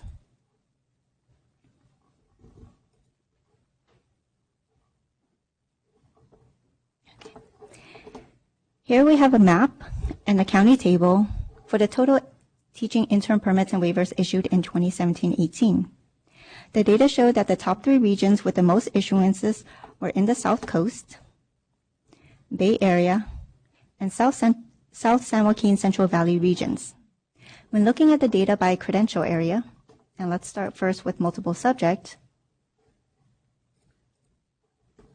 the data showed that there was still a high need of multiple subject teachers in the South San Joaquin Central Valley and the Bay Area regions. For single subject, the data showed that there was a high need of teachers in the Bay Area and South Coast regions. And for education specialists, the data showed that there was still a high need of education specialist teachers in the South Coast and Bay Area regions.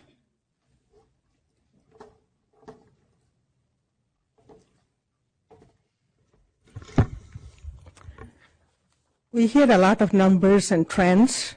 So how does it all add up when we look at in relation to the current teaching workforce? According to California Department of Education, there are more than 306,000 teachers who taught in California K-12 in 17-18. So if you look at the yellow box, that is our intern credentials. As you know, there are 2 types of credentials, university intern and district intern. They add up to about 4,900 credentials issued in 17-18, and they account for 1.6 of the total teaching workforce. Moving on to the next box, we have the 3 different types of permits, STEPS, PIPS, and limited assignment. Limited assignment is in a different color because these are actually credentialed teachers, but teaching in another subject area. So they added up about 2.6% of the total teaching workforce. Moving on to the last small box, we issued less than 400 waivers in 17-18. They translate to 0.1%. So when we add all these interns, permits, and waivers, they accounted for 4.3% of the total teaching workforce. In other words, 95.7% of the teachers are holding either a preliminary or clear credential.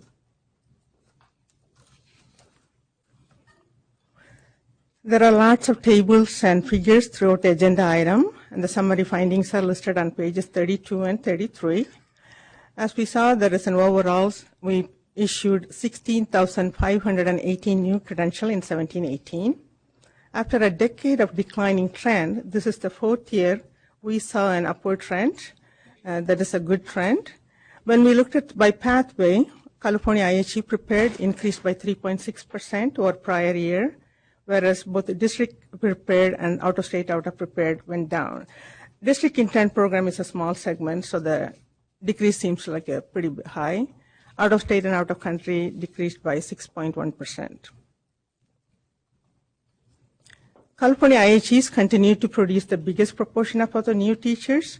Usually they prepare about 3/4 of the new teachers. In 17-18, they produced 74%. Out of that, 52 came through the traditional student teaching route, and 22% came from the university route. There is, after a steady decline in the teacher preparation enrollment, we have been beginning to see some upward trend. In the past 2 years, there's an upward trend of 11.5%.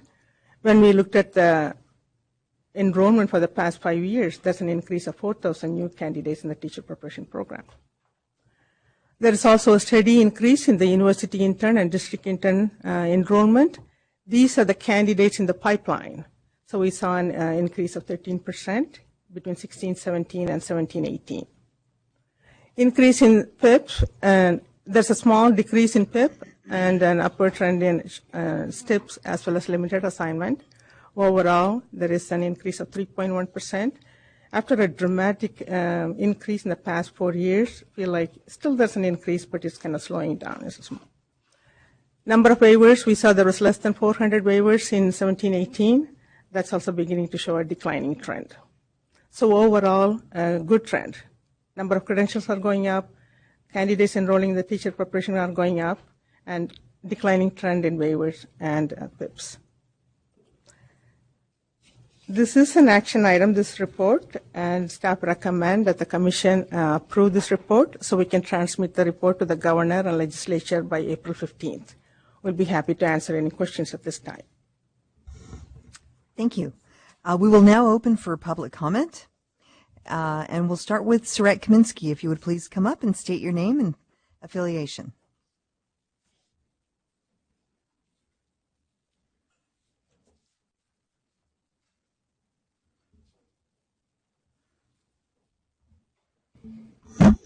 And thank you in advance for limiting your comments to 2 minutes. Thank you. Good morning, Commissioners. My name is Saret Kaminsky, and I'm Policy Director of Educational Services at CSESA, representing the county superintendents. My purpose for coming up here is twofold. First is to commend the staff on this excellent report. The breakdown of the need and hires by geographic location is also appreciated, since this enables us to strategically look and concentrate efforts. Secondly, I want to provide a quick update on field efforts to retain and support teachers. CSESA is a partner of the California Center on Teaching Careers based out of the Tulare County office.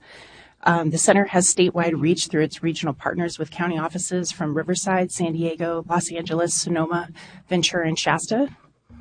The center seeks to elevate the teaching profession and has created a number of innovative strategies to both recruit and retain teachers. One of these tools is a mobile tracker to connect administrators and coaches with classroom teachers under STIPs and PIPs. And through the app, the teacher is able to check off the steps necessary to bolster their skills and knowledge. And administrators and coaches are able to check in with these teachers and encourage support and progress. Another tool the center has developed are virtual job fairs, which use an online platform that simulates a job fair. Candidates are partnering with LEAs and IHEs that can access the fair through a computer, phone, or tablet. And these fairs feature webinar presentations run by credential analysts who provide information on how to navigate California's credentialing process for candidates that may be coming from out of state or out of country. LEAs post jobs that link directly to EdJoin, and they're able to post information on their local areas, and IHEs also play a very important role in showcasing courses and opportunities for candidates who may not have all the coursework ready to complete their credentialing requirements. There's also chat features that allow candidates to interact with LEAs and IHEs. There's been 5 virtual fair jobs since last year, connecting LEAs and IHEs with over 4,000 potential candidates. This included one that wrapped up last night. There's another one that's happening May 8th and 9th, and that will feature LEAs and IHEs located in the northern area.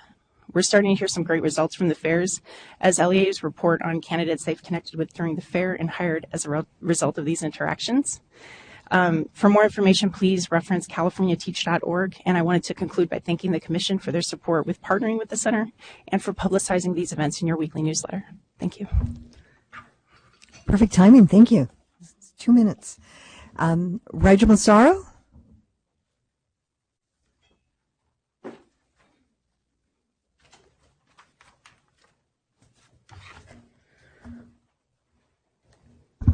Good morning, Commissioners. My name is Rigel Massaro, and I'm with Public Advocates.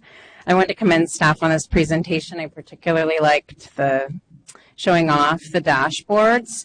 I would only suggest screenshots for remote folks and those of us who found ourselves squinting to see the 4 screens simultaneously. I was really trying to follow. Want to say that I was really pleased to see and almost a little curious about, wondering if folks have any guesses about the bump in enrollment. I saw on page 16 of the report there was a significant bump. We've gone from 19,800 in 2012 to 23,800 in 16-17. So that's 4,000 teachers over a period of 5 years. But there was a 2,500 jump just between between 15-16 and 16-17. And that, to my knowledge, was before a lot of the large state investments. So I'm just kind of curious if folks have guesses as to why that was, and if there's a good reason, how can we replicate it year after year after year. And then I always come here to share a bit of context. Going beyond the past 5 years, we do see there has been an increase. And if you go back, so the PowerPoint highlighted a total of 16,518 new teaching credentials. 10 years ago, that was 23,320, and 15 years ago, that was 31,397. So we're making these incremental steps, and we still need to get quite a bit farther along. Student enrollment is not half of what it was 15 years ago. So we have a ways to go. And then teaching credentials are not all created equal, and when you think about, and then apart from the credentials, we continue to see significant rises in the STIPs and the PIPs and the emergency permits, excuse me. So the PowerPoint highlighted that you have a 3.1% increase from last year, which doesn't sound that dramatic, but it's a 500% increase from 5 years ago. And that's significant. So if we see the shortage is continuing but slowing, we really need to think about, and I know the state is thinking about, but I'll just keep harping on it, bold movement to move this. Okay, I'm hearing the timer. So, and my final comment will be around diversity in the profession. Again, we see some movement here, but when you look at our student demographics and our rate of attracting and retaining our diverse teachers, we're not meeting the mark. We've got decades to go till that's reflective. Thank you.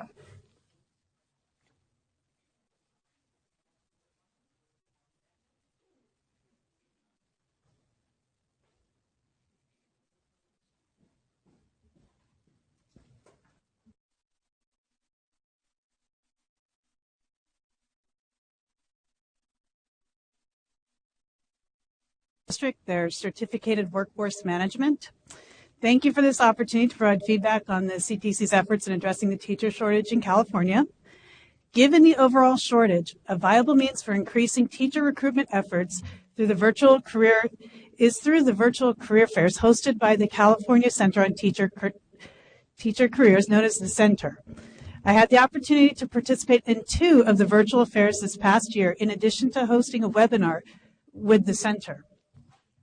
I'm particularly grateful that LAUSD recruitment was able to meet with over 80 people virtually, where otherwise this opportunity might not have existed. Using technology to reach teacher candidates is cost-effective and targeted to our market. As an example, I personally have interviewed candidates from Tennessee, Virginia, and San Jose as a result of this platform. In addition, LAUSD District Intern Program under Dr. Patricia Pernan's supervision was able to showcase the teacher preparation program through a virtual booth and advise people from across the country about their pathway to becoming a credentialed teacher in Los Angeles, California. The platform provided online access to potential teacher candidates where they can learn about the multiple pathways for earning a teaching credential in California, as well as research varied benefits of the profession. The district intern program provided virtual support and program information to many potential candidates in the state. The virtual booth allowed our program to provide information in the form of public forums, private chat, and video conferencing. This enabled our program representatives to engage candidates in various conferencing formats of their liking.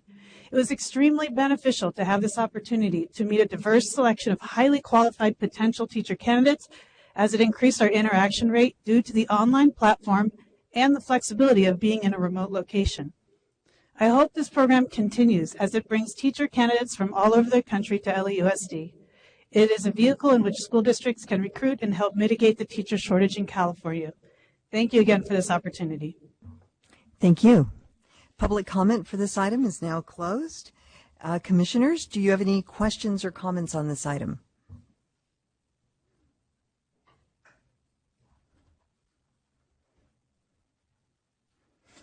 Commissioner Hartwig? I was hoping to echo Ms. Massaro's question about whether we have anybody at the table or our staff has ideas about why we have seen this nice increase over the last 4 or 5 years in people enrolling in ed prep programs. I can speak from the position of the CSU, where our deans and our faculty have been engaged in really strategic and concerted recruitment efforts and have really ramped up our efforts. I think the other good news is that the perception about becoming a teacher, the narrative around that is finally changing. And so we have young people and their families who are becoming interested in becoming a teacher, counselor, and leader once again. I would just add to that we've invested close to, it's under $200 million, but it's getting close to $200 million in teacher recruitment and development in the last 4 or 5 years, from the integrated programs to the classified grant programs, residency programs, local solution grants, the Center for Teaching Careers, the CalEd. All of these have been efforts to stimulate recruitment, develop new programs that are going to support more people coming in, which I think also contributes to the changing narrative around let's, teach. So I think that's been a really important part of the contribution to this. I don't have data to support that, but I think that there's a logic there. Question about both of those items, which is, do we do some sort of tracking either through the IHE programs about what the touches were that worked to bring somebody into a program so that we can know a little bit more about which are the effective recruitment or advertising campaigns so far? So we have more anecdotal information than more systematic data. We have an evaluation survey that we do in terms of the quality of our program, but we're not yet asking our candidates what was the most effective recruitment strategy at this point in time.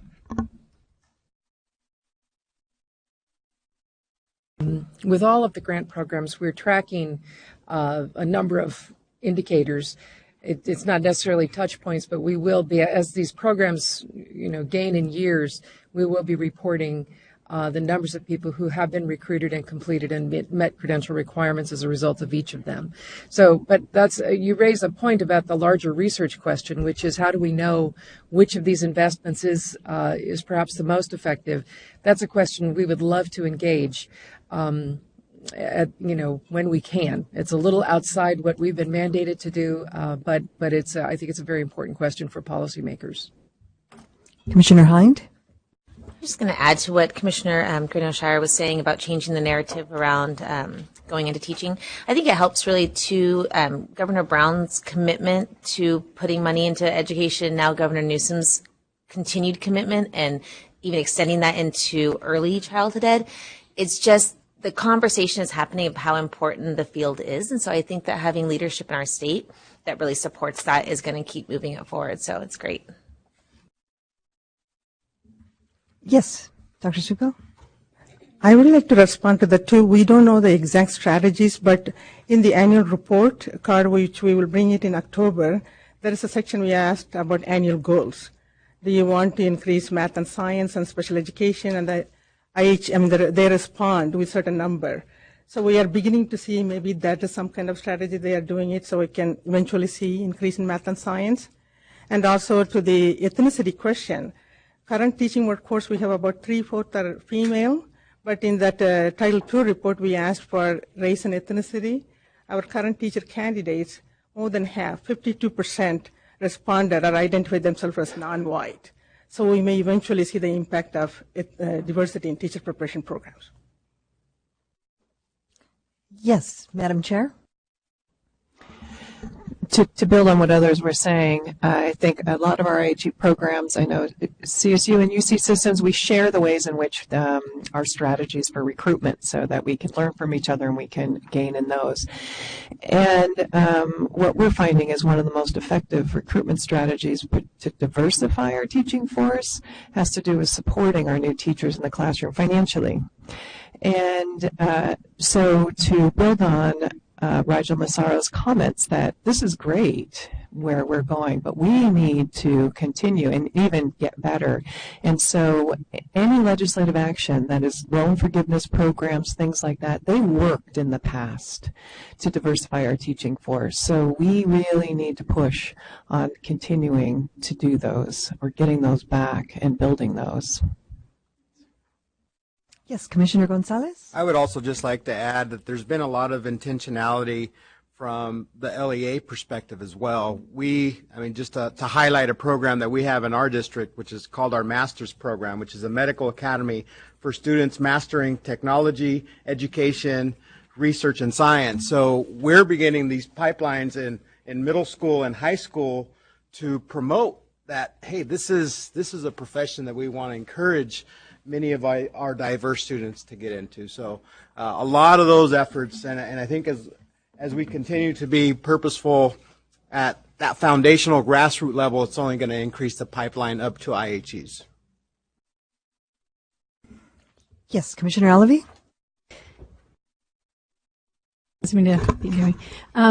So speaking of pipelines, we have started something in our school district where we actually have a pipeline right straight from the graduate school into our school district and a 5-year commitment for employment for underserved teachers. So we're very excited about that. We're in our 3rd year of doing that, and it's actually doubling. So it's working. Any other comments, commissioners? Yeah. Okay, so this is an action item and information action. Do I have a motion to approve the Teacher Supply in California 2017-18, a report to the legislature?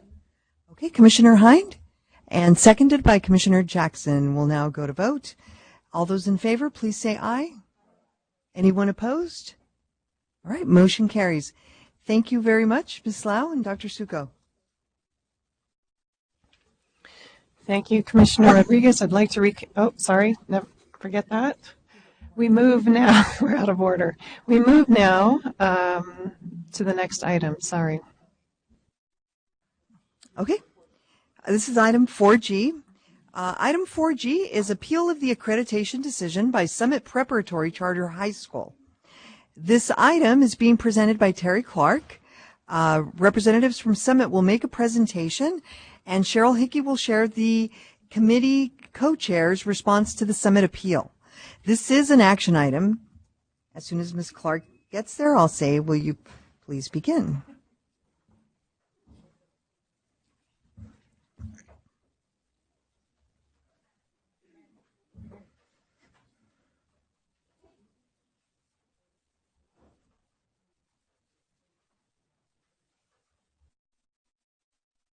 Before we get started, I would like to recuse myself, and I will now leave from this action item, and I will leave the session.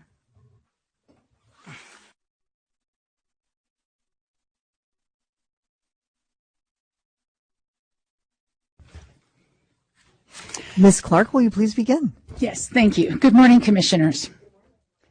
This agenda item is an appeal submitted by Summit Preparatory Charter High School, known as Summit in our conversation, about a decision that the Committee on Accreditation made at the January 2019 meeting and then modified at their March 2019 meeting. This item provides the education code relative to the appeal on pages 8 and 9. The Education Code defines that the Commission's responsibilities related to the accreditation system include that the Commission appoint members. On Wednesday, you had an ad hoc interviewing candidates, that the Commission adopt an accreditation framework, and another factor is that you hear appeals of any decisions that the committee has made when an entity submits an appeal.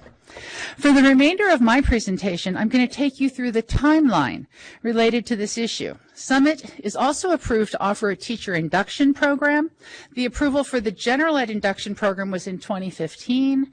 Their special ed induction program was approved in 2016, and the induction program is now the single teacher induction program. But that induction program is not part of this appeal. So back in June of 2015, Summit was approved as an entity to sponsor educator preparation programs leading to a California credential.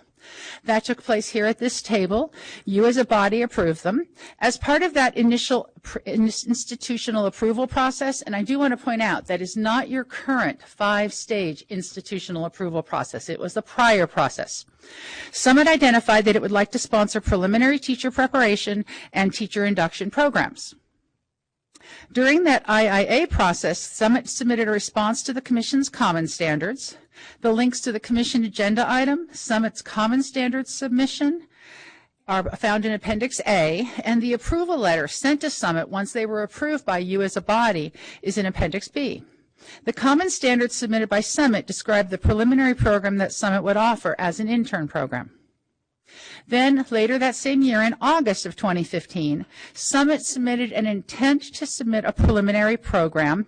That intent identified it as an intern delivery model, but no program proposal was submitted at that point in time. Almost a year later, in June of 2016, Summit submitted an additional intent to submit a program proposal. That's found in Appendix D of your item. This intent identified the program to be submitted as a preliminary teacher preparation general education program. Later in that same month of June of 2016, the program proposal was submitted. You have a copy of their final program proposal. If you remember that the review process means it is read by members of the BIR, they ask questions, the institution submits more information, but you have a copy of their final program proposal in Appendix F. March of 2017 is when that program proposal completed the review process, and the preliminary program was recommended to the Committee on Accreditation for approval. And at that March 2017 meeting, they did approve the Summit preparation program. A letter was sent to Summit stating that a preliminary single subject preparation program had been approved.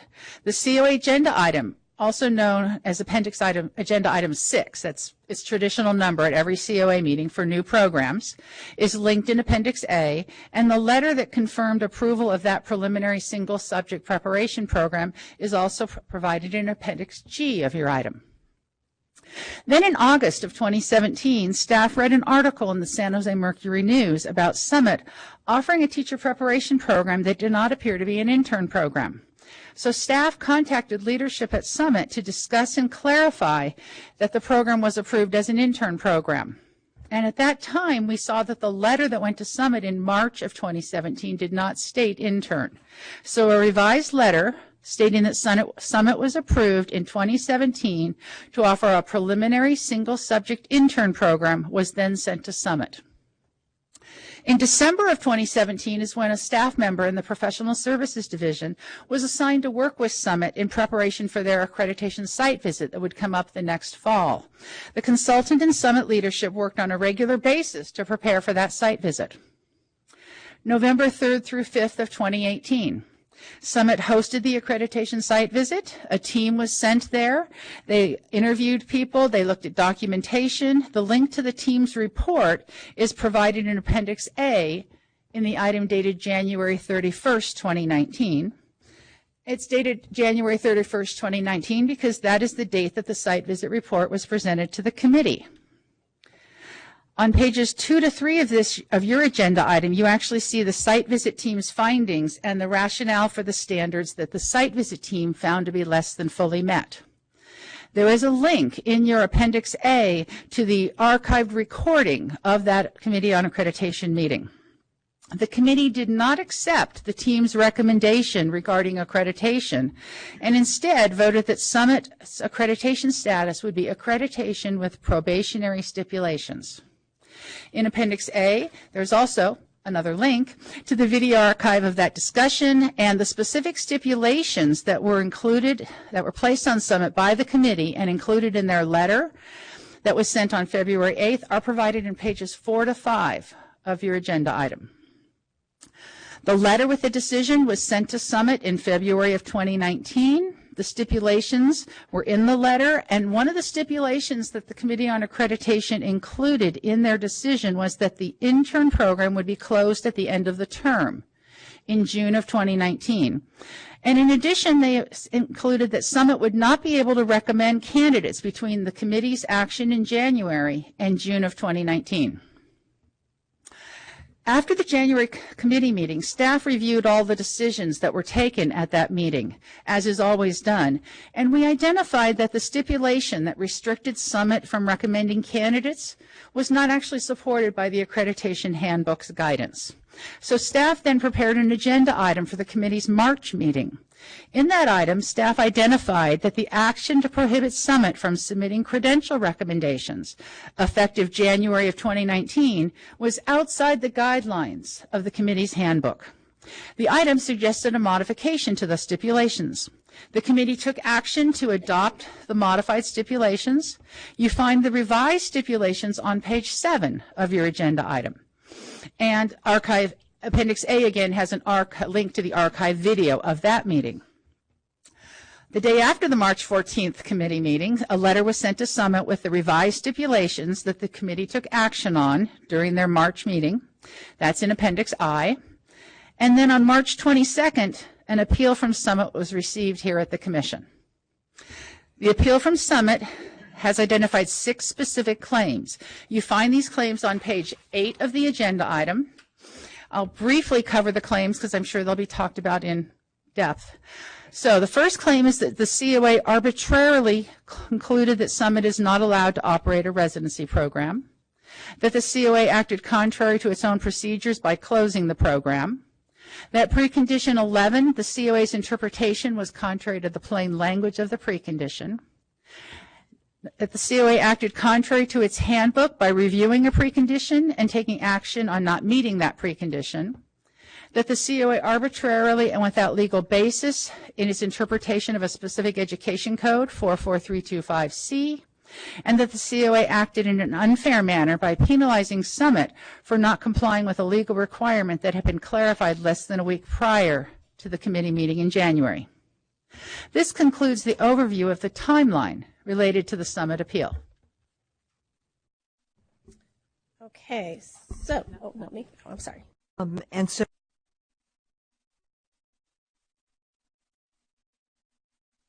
oops, my microphone wasn't on. Now, representatives from Summit will speak up to 15 minutes. Thank you. Good morning. My name is Pamela Lamke. I'm the Senior Director of the Summit Learning Teacher Residency. With me is Adam Carter, Chief Academic Officer at Summit Public Schools. Both Adam and I want to provide you with some context about our residency program, which is focused on preparing teachers to be successful in our school model. We were both English teachers. We know that teaching is an important and difficult job. And yet California schools, as we just saw, are constantly challenged to find, support, and retain effective teachers. The diversity of our teachers impacts our student outcomes. In California, as you know, 3/4 of our 6.2 million students are people of color, compared to only 1/3 of our teachers. A growing body of research, including that from the Brookings Institute, notes a positive impact on student academic scores, attendance, and suspension rates when there's a demographic match between teachers and students. But it's not enough to think about diversity in terms of ethnicity. In high school math and science courses, studies like that from the National Bureau of Economic Research have shown that when young women have a female instructor, they get higher grades, participate in class more, and are more likely to continue to pursue the subject. You'll actually learn more about how one of our alumni is a strong female role model as a math teacher during public comment. When it comes to our teachers, diversity cannot be a luxury. It must be a priority. At Summit Public Schools, we have an additional challenge.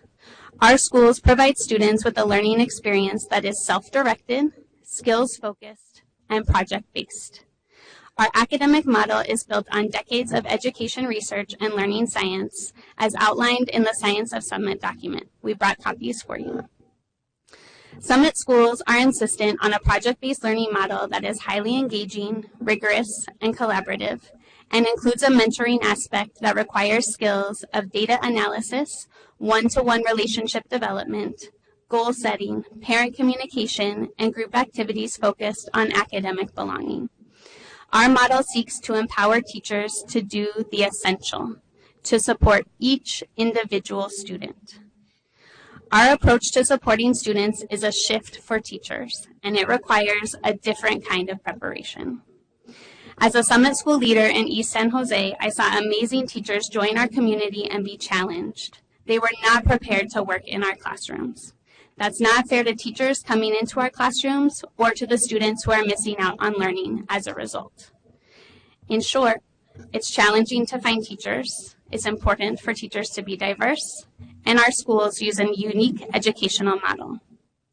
Because of these factors, we saw the need for another path for aspiring educators focused on the skills needed to be successful in our school context. Seeing the need was the start of a long journey. In October 2015, Adam and other members of Summit attended a Learning to Teach convening, visiting several residency programs in the Boston area. This heavily influenced the start of a conversation about a credentialing program and an interest in building off of the work of other strong programs, such as the Boston Teacher Residency. Our focus from that moment forward was to build a teacher residency embedded in the context of Summit schools. As you know, research, including that from the Learning Policy Institute, suggests that residencies bring greater gender and racial diversity into the teaching workforce. Studies of teacher residency programs like those from the National Center for Education Evaluation and Regional Assistance consistently find high retention rates of residency graduates. Even after several years in the profession, retention rates of residency-trained teachers range from 80 to 90% in the same district after 3 years, and 70 to 80% in the same district after 5 years. A residency program also focuses on practice in the context in which a teacher will be teaching. This approach would allow aspiring teachers to gain a deep knowledge of our community, model, and students. It became clear to us what our credentialing program could be and what we could accomplish through it. With a residency, we could focus on practice by providing an apprentice-style approach to teacher preparation, create a diverse, talented pool of teachers to work in our schools, create an opportunity for aspiring teachers to learn in the same science-backed learning model as our students, and remove the financial barriers to enter the teaching profession. We set out to learn how to make this vision a reality. We took our time compiling research and working with others to design our program. We were largely influenced by the educator preparation research of Linda Darling Hammond and the Learning Policy Institute. This research has identified features of a powerful, effective teacher education, which include a clear vision of good teaching, well-defined standards, curriculum grounded in theory and put into practice, clinical experiences connected to coursework, explicit strategies to deal with candidate preconceptions, relationships between the school and preparation program faculty, and assessments that apply learning to practice. These features are the basis of our program and reinforce why residencies are the gold standard for teacher preparation. We also worked in partnership with the Stanford Center for Assessment, Learning, and Equity, known as SCALE, to develop our residency program. SCALE brings expertise in teacher and student assessment, including designing the EdTPA, a national teacher performance assessment used across 29 states and 400 teacher educator programs. Educator preparation experts from SCALE helped design the scope and sequence of the resident year for our program, developed the core curricula that we use to train residents, and provided support with program advisory and evaluation. The result of our research and collaboration is the Summit Learning Teacher Residency, the nation's only teacher preparation program giving residents the opportunity to work in the same unique learning model we use with our students. We built this program to create a long-term, sustainable, and diverse pipeline of teachers prepared to lead high-quality, personalized learning classrooms across the nation. We welcomed our first cohort of residents in the fall of 2018. Our year-long residency intentionally mirrors the Summit student experience. Each resident's experience is self-directed, skills-focused, and project-based. As such, all residents work toward the same program requirements but have flexibility with the pacing of assignments as well as access to a wide variety of supports and interventions based on individual need.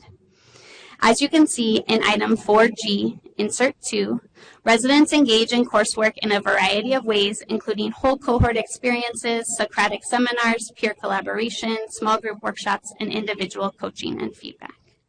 Residents also spend 4 days a week immersed in a Summit School co-teaching with an experienced teacher who models strong mentoring and effective planning, instruction, and assessment in a project-based learning classroom.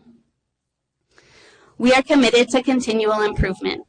For example, we adjusted the residents' coursework sequence for the 2018-19 school year in response to feedback from candidates and program faculty from the previous year. This commitment also includes continuing to work with and learn from partners like Scale, who did a full evaluation of our work at the end of the first year. As part of our university partnership this year, all of our program faculty were hired by Alder Graduate School of Education or University of the Pacific as adjunct instructors. Our program was built to match the best research in terms of preparing teachers. We designed it and continue to improve it in partnership with universities. While we are a young program, we are showing promising results. Residents in our program are diverse. In our first cohort, 58% of residents were people of color. This year, 51% of residents are people of color. Our alumni are staying at our schools at a higher rate than other first-year teachers. We anticipate that over 90% of teachers hired from the Summit Learning Teacher Residency Program's first cohort will return for their second year of teaching. During public comments, you'll get a glimpse into the effectiveness of teachers prepared in our residency program. One school leader will share how an alum of our program is one of the most effective first-year teachers he's ever seen at his school. We believe, as we know you do, in the apprenticeship model for preparing teachers. It's not enough for an aspiring educator to learn theory. We must provide them an opportunity to learn, practice, and grow alongside veteran teachers before taking the helm of their own classroom. That's why our vision for this program is and remains to be a residency model. Teacher residency programs must be a partnership. Our program was designed in and continues to be in partnership with institutions of higher education.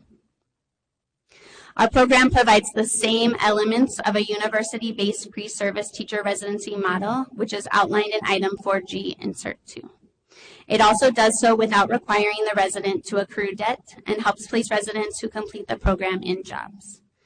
The residents who complete our program will be teaching in our schools, working with our students.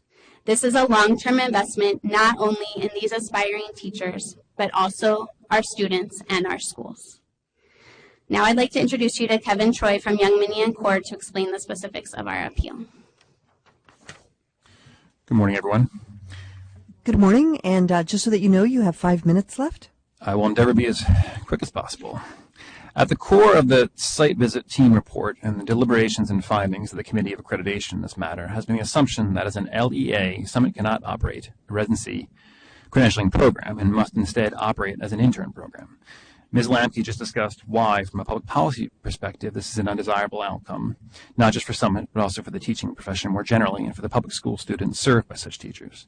I'm now going to briefly explain why, from a legal perspective, we believe this to be an erroneous interpretation of law. Education Code Section 44259, Subdivision B3, provides that one of the minimum requirements of the preliminary multiple or single teaching credential is the satisfactory completion of a program of professional preparation that has been accredited by the COA. This subdivision goes on to state that programs that meet the requirement of professional preparation shall include, quote, post-baccalaureate programs of professional preparation pursuant to Subdivision D of Ed Code Section 44259.1. In turn, Ed Code Section 44259.1 Subdivision D provides that the development and implementation of any such, quote, post-baccalaureate program of professional preparation shall be based on, and again a quote here, intensive collaboration between a post-secondary educational institution and the local education agency. There is no requirement in Ed Code Section 44259.1 Subdivision D that the post-baccalaureate program of professional preparation be operated as an administrative matter by a post-secondary educational institution, or that a post-secondary educational institution itself recommend candidates for their credential or perform any other particular act. There is no requirement that the program be operated by a degree-granting institution or that it result in any particular degree. The plain language of Ed Code Section 44259.1 Subdivision D concerns not the identity of the entity operating and administrating the program, but rather its pedagogy. Specifically, that the development and implementation of the program shall be based on an intensive collaboration between LEAs and a secondary institution, post-secondary institution, excuse me. Here, Summit's program is a post-baccalaureate program. In other words, its residents have already completed their undergraduate studies. And as Ms. Lamke just discussed, it is a result of an intensive collaboration between an LEA and post-secondary institutions. Legally, that is the end of the inquiry. Had it so desired, the legislature could have specified that the, quote, post-baccalaureate program of professional preparation be offered and administered only by a post-secondary educational entity, but it did not.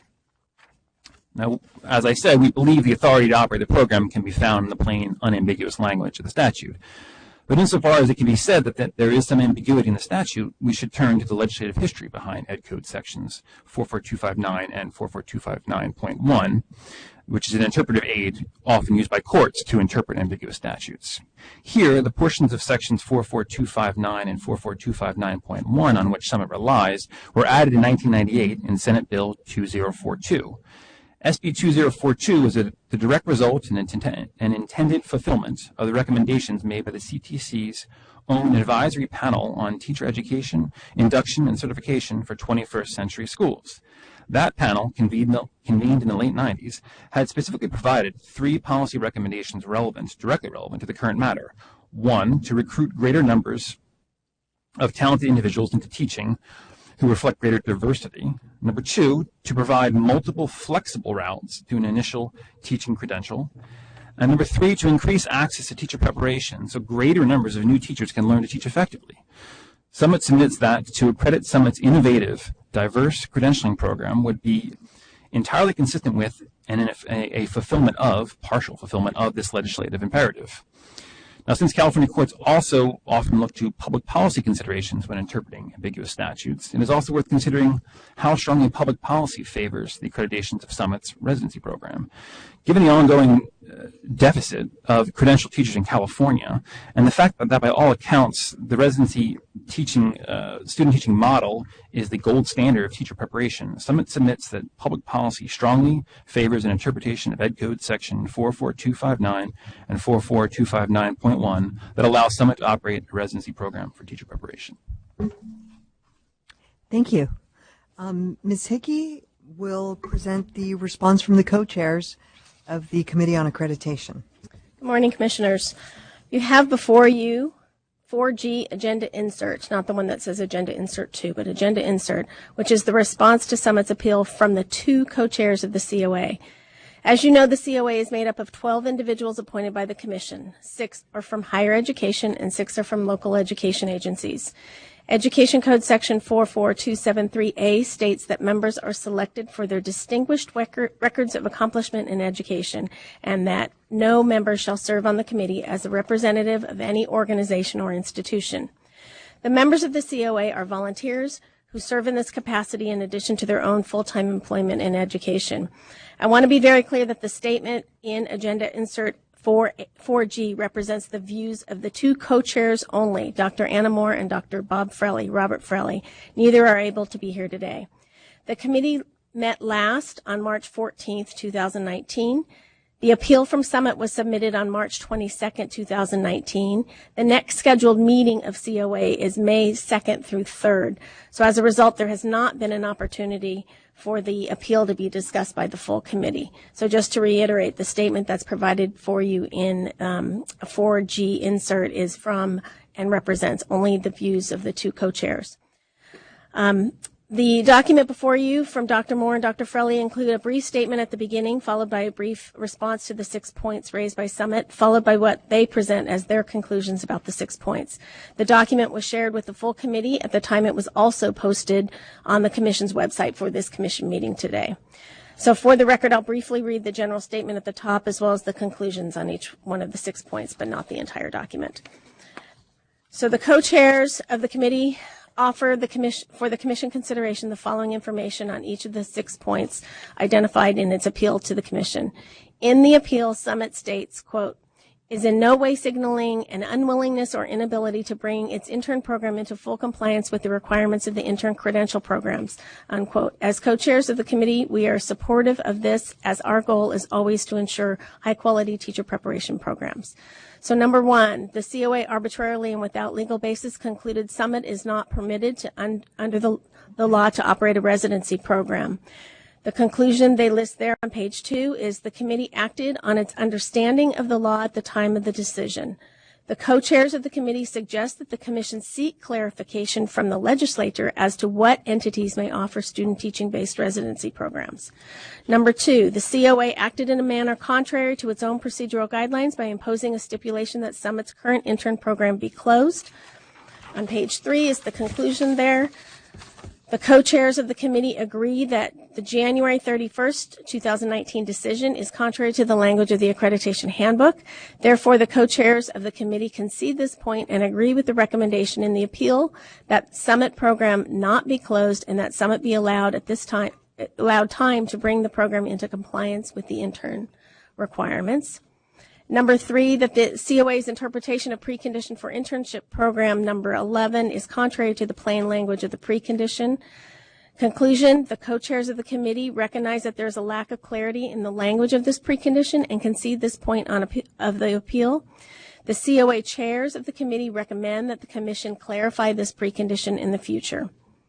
Number 4, the COA acted contrary to the provisions of the CTC's Accreditation Handbook by reviewing a precondition at the January 31st hearing and basing its decision on alleged noncompliance with such preconditions. The conclusion on that one is on page 5.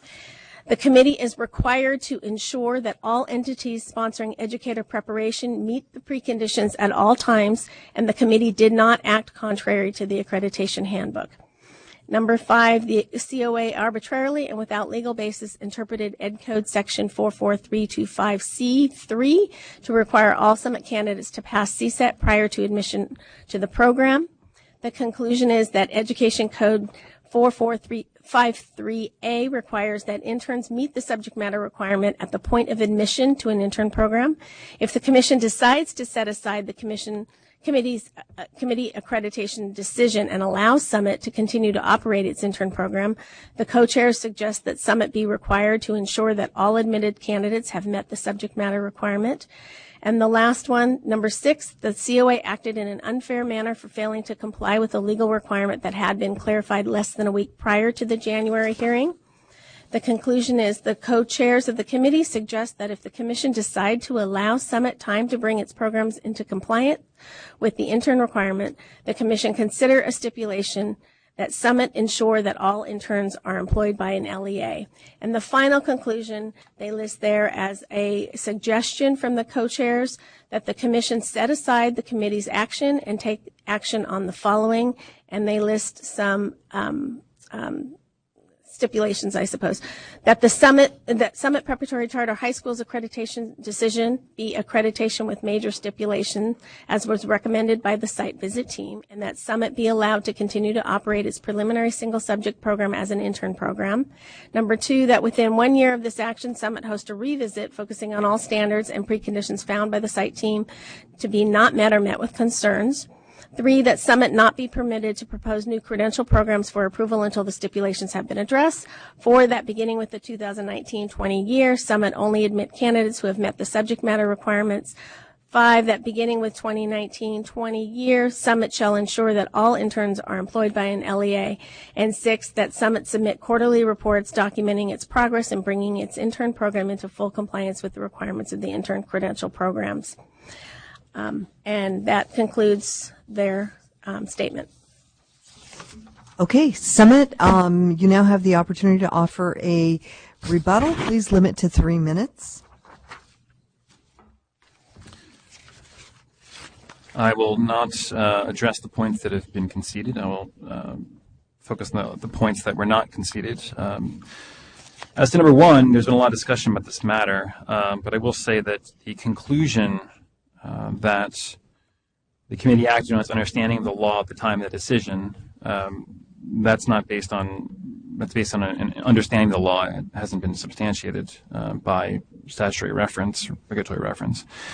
And as far as the suggestion that the Commission seek clarification from the Legislature as to what entities may offer student teaching-based residency programs, that's, to me, I interpret that as saying, let's just wait for an amendment of the law. And as this agency is a part of the executive branch, and we're talking about carrying out and implementing the law, we believe the law should be enforced as it's already been written, and we shouldn't necessarily tie our hands waiting for an amendment that may or may not ever come.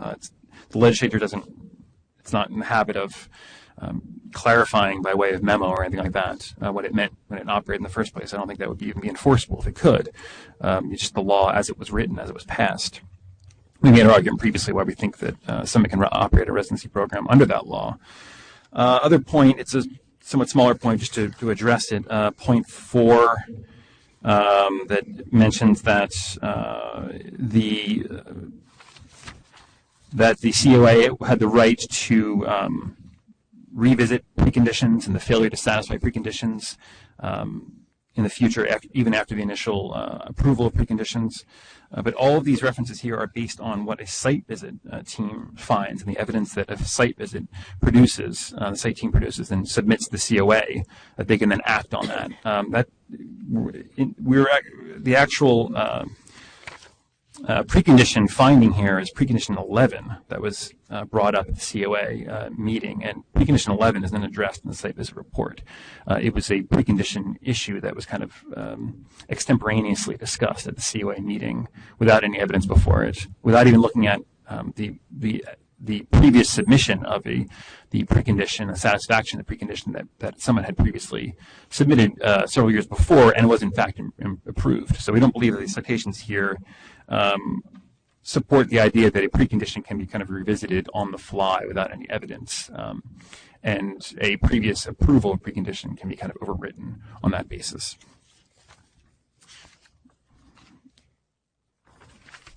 And that is, I know there's more time for discussion and questions, so I'll leave it at that. Okay, thank you. The public comment period is now open. Each speaker has 2 minutes. Please listen for the timer, and when you hear it, bring your comment to a close. And we're making room over here for the speakers. Jen Pollock, if you'll please come up. And Jen, if you could state your name and affiliation for the record. Good morning. My name is Jen Pollock. As Director of Recruitment and Selection for Summit Public Schools, I oversee hiring for all of Summit's teaching and school site-based positions. The Summit Learning Teacher Residency Program provides a pipeline of high-quality, diverse teachers, the loss of which would be a huge blow to our organization and to our students. In the context of the dramatic teacher shortage that we just learned more about, the program provides Summit Public Schools and other schools across the state and the country who hire alumni of our program with a consistent source of teachers who have graduated from a rigorous, high-quality instructional program with an unprecedented amount of hands-on classroom experience, which makes them some of the strongest first-year teachers our coaches and our school leaders have ever seen. In a nation where over 80% of our teachers are white and 76% are female, the Summit program creates a much-needed pathway for diverse educators to enter the field. Their second cohort was 51% people of color and 35% male. And these aren't just statistics. They translate to real impact on our students. Research shows the strong positive impact of having teachers who reflect the diversity of the students they serve. The program creates opportunities for these effective new teachers to have an immediate impact through the power of representation in our classrooms. The teachers we hired from our first teacher preparation program cohort were more resilient and have higher retention than our average first-year teachers. We anticipate that over 90% of our teachers hired from the program's first cohort will return next year. I urge you to find a pathway forward that includes keeping the doors of the Summit Learning Teacher Residency Program open for years to come. Thanks. Okay. Thank you, Jen. Our next speaker, Jimmy Zuniga.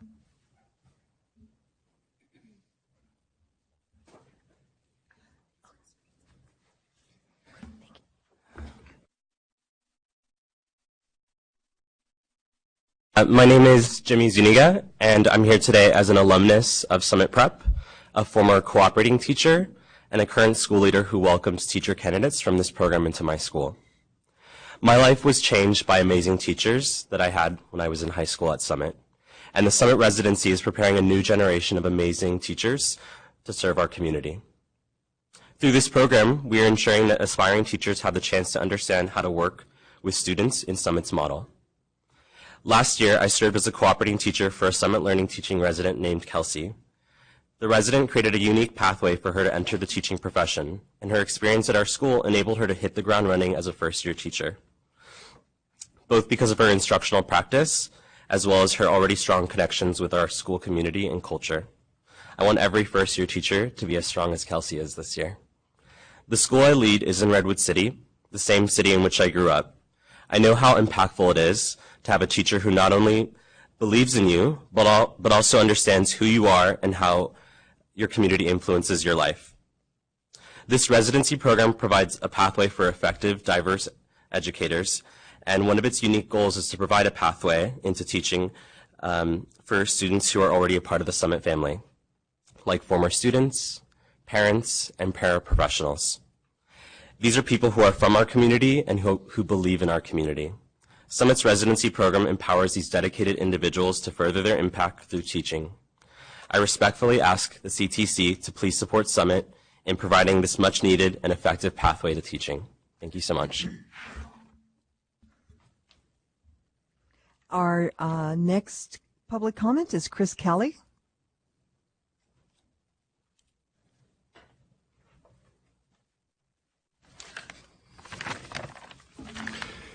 Good morning, Chair, Commissioners. Good morning. I'm here today as a fellow educator of yours. I'm a high school teacher, a Stanford University cooperating teacher, and a Teach for America instructional coach, all within the context of my role as an educator with Summit Public Schools. I've done this work for 11 years. Before that, I was a teacher in the Oakland Public Schools for nearly 4 years. In the relatively short history of the program, I have already seen the positive impacts on people entering our profession. The future educators I work with intentionally experience the intellectual and emotional challenges and rewards of working with a wide variety of students in our schools. Our program seeks out high-performing, diverse teachers, and we prepare them to serve and care for an equally diverse student body. Though our program's emphasis is on developing high-performing teachers, we know we do it to address the tremendous shortage of such teachers locally and across our state. As accomplished educators, we know that our credibility with students depends on us acting with integrity, that when we say we will do something, we can be depended upon to do it. From this point of view, we in the program are your students. Like engaged students who care deeply about the subject and know the power of a high-quality education, we have repeatedly performed to meet the expectations that you have thoughtfully established. We have presented ample evidence of that performance. You have assessed it and found to be satisfactory, pending some adjustments.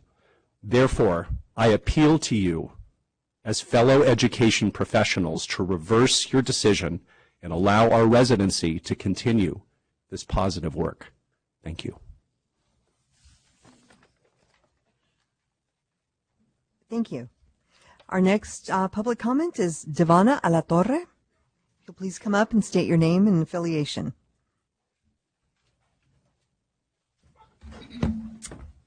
Good morning. My name is Devana Alatorre. I was part of the first cohort of Summit residents last year. Being a woman of color, Summit's focus on diversity was very important to me. It is an important part of why I went into teaching. As a resident, I worked closely with a cooperating teacher the entire year. And I had many opportunities to share my passion of math with many students. One example from last year really stuck with me. I was working with a student during office hours, and she was a student who never really saw herself as being successful in math or even enjoying it. While working with her, she found a new way to tackle a problem. And while doing this together, it was also a new way for me to see. It was actually a method that I hadn't seen before. That experience was impactful for both of us. It gave her confidence in math and showed me the impact that I could make as a teacher. At the end of the year, she wrote me a note that expressed the impact that I had made in her life and how she now views herself as someone who can succeed in math. Today, this student is a teaching assistant for my math class and just one example of how, during the residency, I was able to help students build a growth mindset and see themselves as capable of succeeding in math. The residency also helped me build a strong network of new teachers, a community where everyone is in the same position as I am in. I'm grateful to have mentors, but it was also really helpful to have a group of peers to bounce ideas off of and to just talk through when there is a challenge. These are just some of the ways the residency has helped me succeed during my first year as a teacher. Other new teachers really do deserve to be similarly prepared. I ask that you please support our residency program. Thank you. Emilia Sens?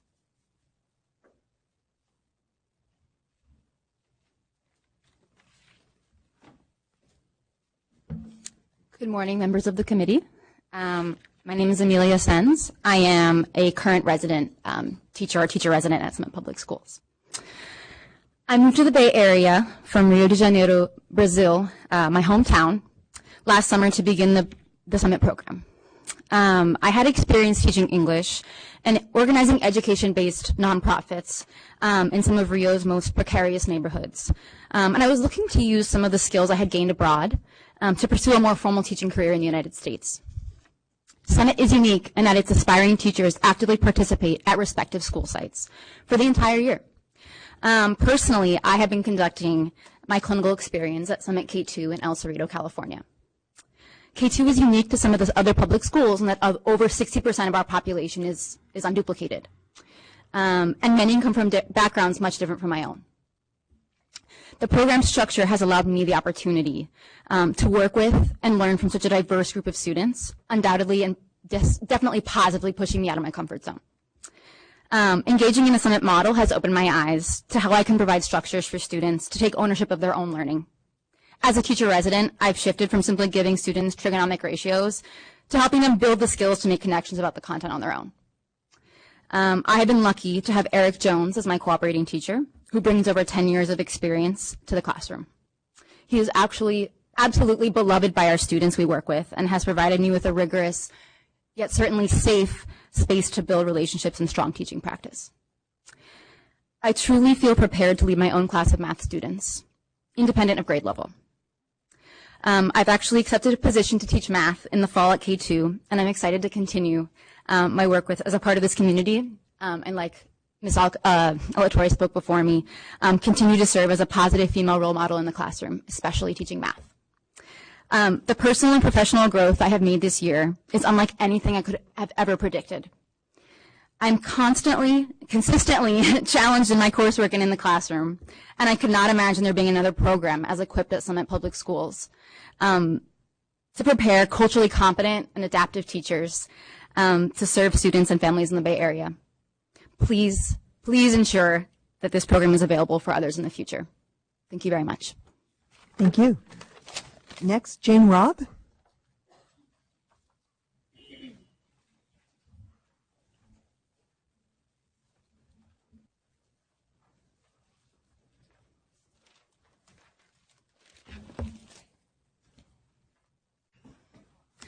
Good morning. My name is Jane Robb, and I'm here from the California Teachers Association. Thank you for the opportunity to make some comments today. My comments are going to focus primarily on the appeal letter that was sent by Summit. I know there's a large paperwork file, so I'm trying to be concise. In argument number one, or claim number one, that CTA has the most concern with, in large part because the decision that you make as a commission on this issue goes beyond this instance and will actually affect all teacher preparation programs in California.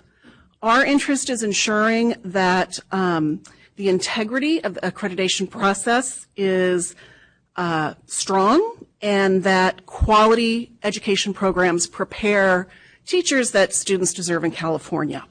So claim number one in the appeal letter is that the COA arbitrarily and without legal basis concluded Summit is not permitted under law to operate a residency program. That's the claim that I'm going to be talking about.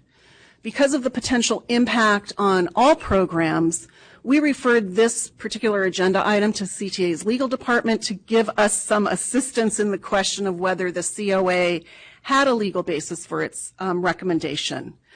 I will not and cannot go into the details of that entire response that I got, but the top line is that CTA believes that Summit has provided an incorrect and incomplete reading of the two education code sections that it relies on in its argument and appeal, Section 44259 and Section 44259.1.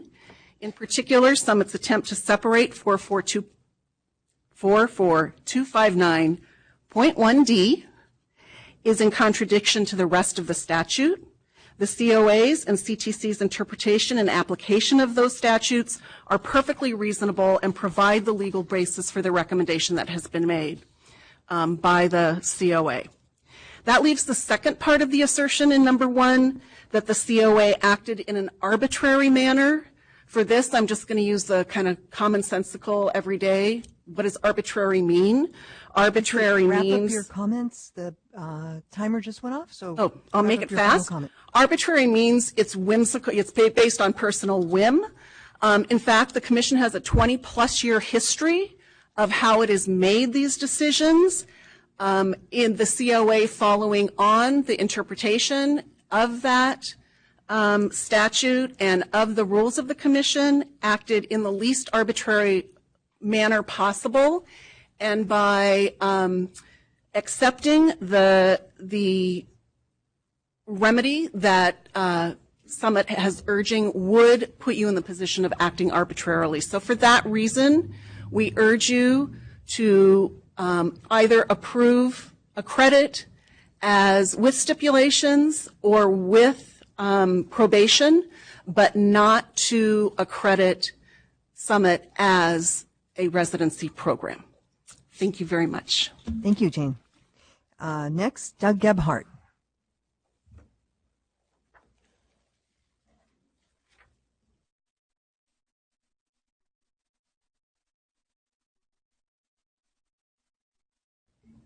Good morning, Commissioners. My name is Doug Gebhardt. I'm the Association of California School Administrators Liaison to the Commission on Teacher Credentialing.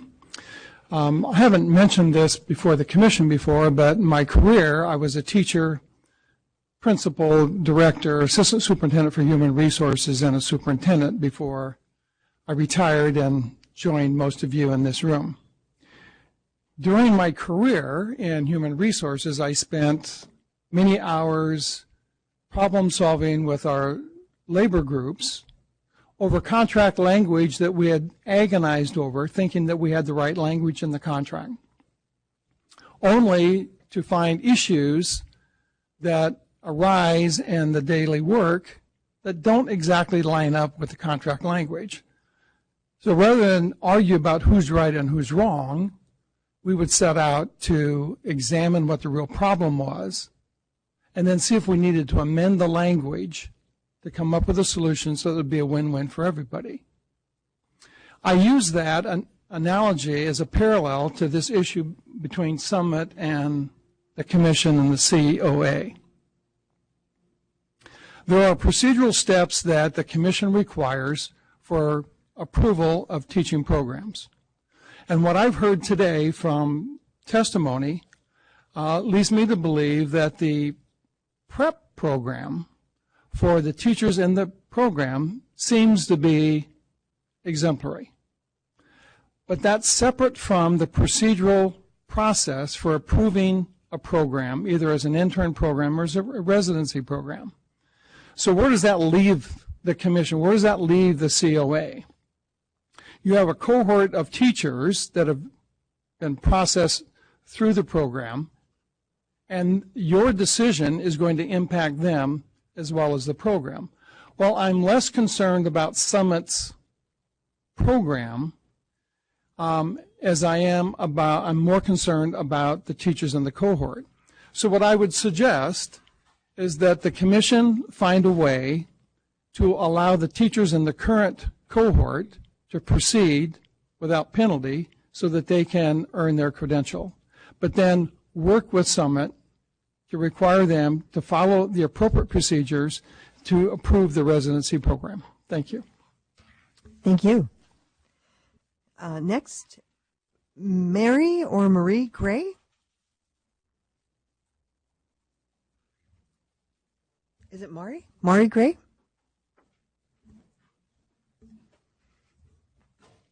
Good morning. Good morning.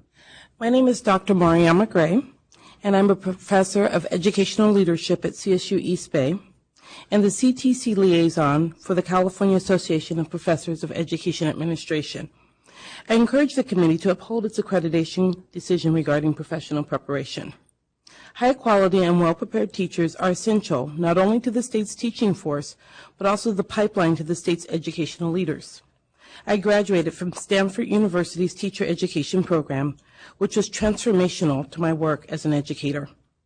Dr. Kenji Hakuda, together with Kate Snow, taught me how to effectively teach emergent bilinguals, which I did along with teaching Spanish to native speakers of English for nearly a decade. I was a mentor teacher to pre-service teachers for several years, TA'd the social studies credential course and scored the PAC during my graduate studies at UC Davis. As a veteran teacher, educational leader, and one who prepares new teacher leaders in California's educational system, I know the accreditation process, including submission of documents and plans leading to a site visit, is critical in ensuring that a high-quality preparation program is in place. Our School of Education's accreditation was renewed for a full 6 years in 2018, so just a year ago we went through this process. And I've been a member of WASP visiting committees. Those who mentor aspiring teachers must be fully prepared and credentialed in order to support the development of new teachers. I encourage the committee to uphold its accreditation decision regarding professional preparation for Summit charter schools. Thank you. Thank you. And our last public comment, Rigel Massaro.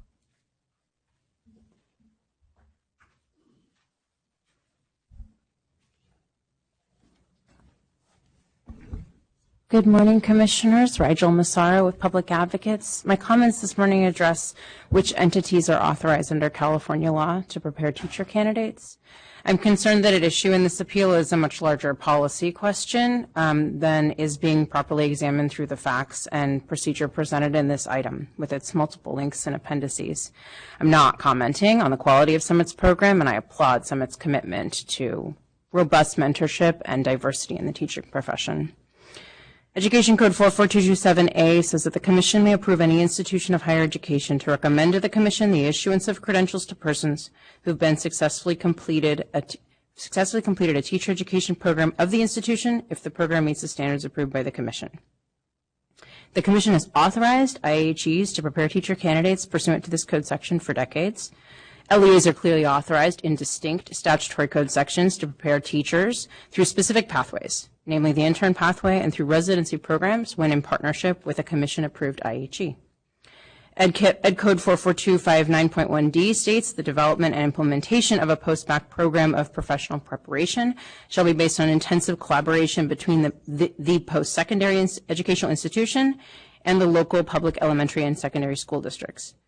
CTC approves IHEs for teacher ed programs. Residency programs are a partnership between CTC accredited IHEs and LEAs.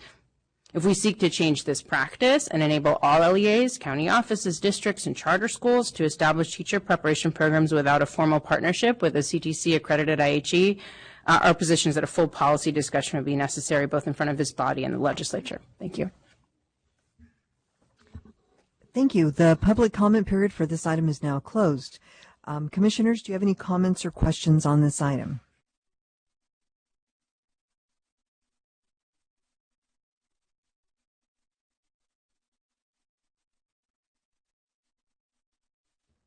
Yes, Commissioner Greneau-Shire. Thank you for your presentation. As I was listening to your presentation and as well as listening to the public comment, a couple of themes kept coming up that perhaps you could help me to understand and tell me a little bit more about. One has to do with the definition and understanding of what a post-baccalaureate institution is, and then the requirement for intensive collaboration with an IHE. You described your work with Stanford and Alder and UOP. Can you talk a little bit more about how you are understanding intensive collaboration? And then I have another. Thank you. The collaboration that has existed over the last 4 years, leading back to the original design and visioning of the program, included convening a group of teacher preparation experts at scale, the Stanford Center for Assessment, Learning, and Equity. So there was a group of 10 or more who contributed to the design, all with credentials in teacher education from various universities, as well as their work at scale on teacher and student performance assessment. So we met over the course of a year and a half to design the program, everything from visioning on a whiteboard what the program was going to look like to actually laying out a scope and sequence and determining the major assessments and the core content, and then also backwards mapping everything to the TPEs and the EdTPA and the CTC program standards. So all of that work was done in intensive collaboration with the team at scale. In addition, we contracted with them to help build out the core curriculum of the program, so to design key learning experiences, the core content, including like massive reading lists and things like that for the courses. All of that was done by scale, and then we used a process of collaboration to give feedback and revise across the two organizations. And then over the course of the first year of the program, we contracted with them to do program advisory and evaluation. So they came in over the course of the year, conducted surveys, focus groups, observations, and compiled an evaluation for us over several times over the course of the year that we then used to inform adjustments to the program this year. We entered in the partnership with Alder and University of the Pacific about a year ago, and that partnership has evolved over the course of the year. There are some candidates who are placed in our schools who are receiving their master's and credential from University of the Pacific through the partnership, but the partnership extends beyond that. So we've worked really closely with them over the course of the year to ensure that the coursework, the assignments that we're offering to our credential candidates through Summit align with what they're offering in their master's and credential program. And that has looked like a series of design meetings at a high level with their dean, but also on a course level, working with their instructors to share resources, to provide feedback on their assignments, to gather their feedback on ours. And as I mentioned earlier, some of our faculty have taught courses for their program this year, so it's been pretty intensive over the course of the year as well. Commissioners, any other questions or comments? I had a follow-up. Yes. I'm sorry. Could you talk a little bit more, and maybe I didn't read this in the document, but I don't believe you're accredited by WASC. Is that correct? Summit Public Schools are accredited through WASC. WASC Senior versus WASC K-12. You're talking K-12. Okay, but not WASC Senior that accredits post-secondary institutions. So I'm just wondering about some of those assurances in terms of recommending candidates and candidate records and how you assure privacy. So when we go through WASA accreditation, there's a series of assurances we have to document that protect our students throughout the program, and I'm curious as to how you've done that or anticipate doing that in this program.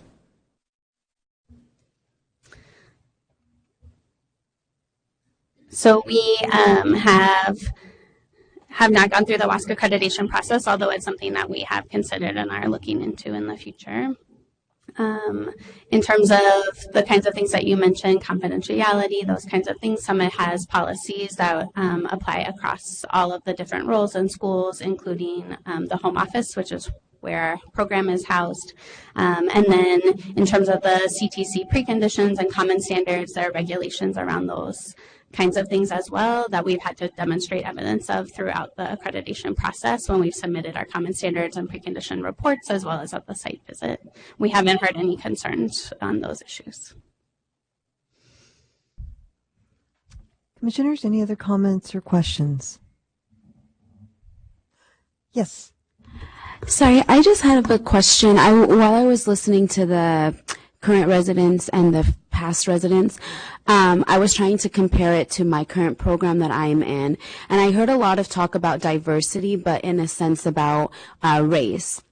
And I was wondering, well, what about diversity about student levels? So in our program, all cohorts, single subject, multiple subject, they get taught how to work with students with any form of a disability, and they also are taught how to kind of incorporate both, so inclusion and things like that. And I didn't hear a lot about that. And so, you know, I heard that you guys were saying that there is a teacher shortage, so I wouldn't imagine that these recommendations would be given to you without considering that. I wouldn't imagine they just say, we don't want teachers from Summit Public School. And that's my concern. So I wonder, is that incorporated? Are your residents learning about that form of diversity? Yes, so as part of the program approval process and as part of the site visit, we've had to demonstrate evidence of how our curriculum and our resident experience covers all of the CTC program standards and teacher performance expectations, and that includes a significant amount around teaching diverse populations, English learners, students with special needs. So actually in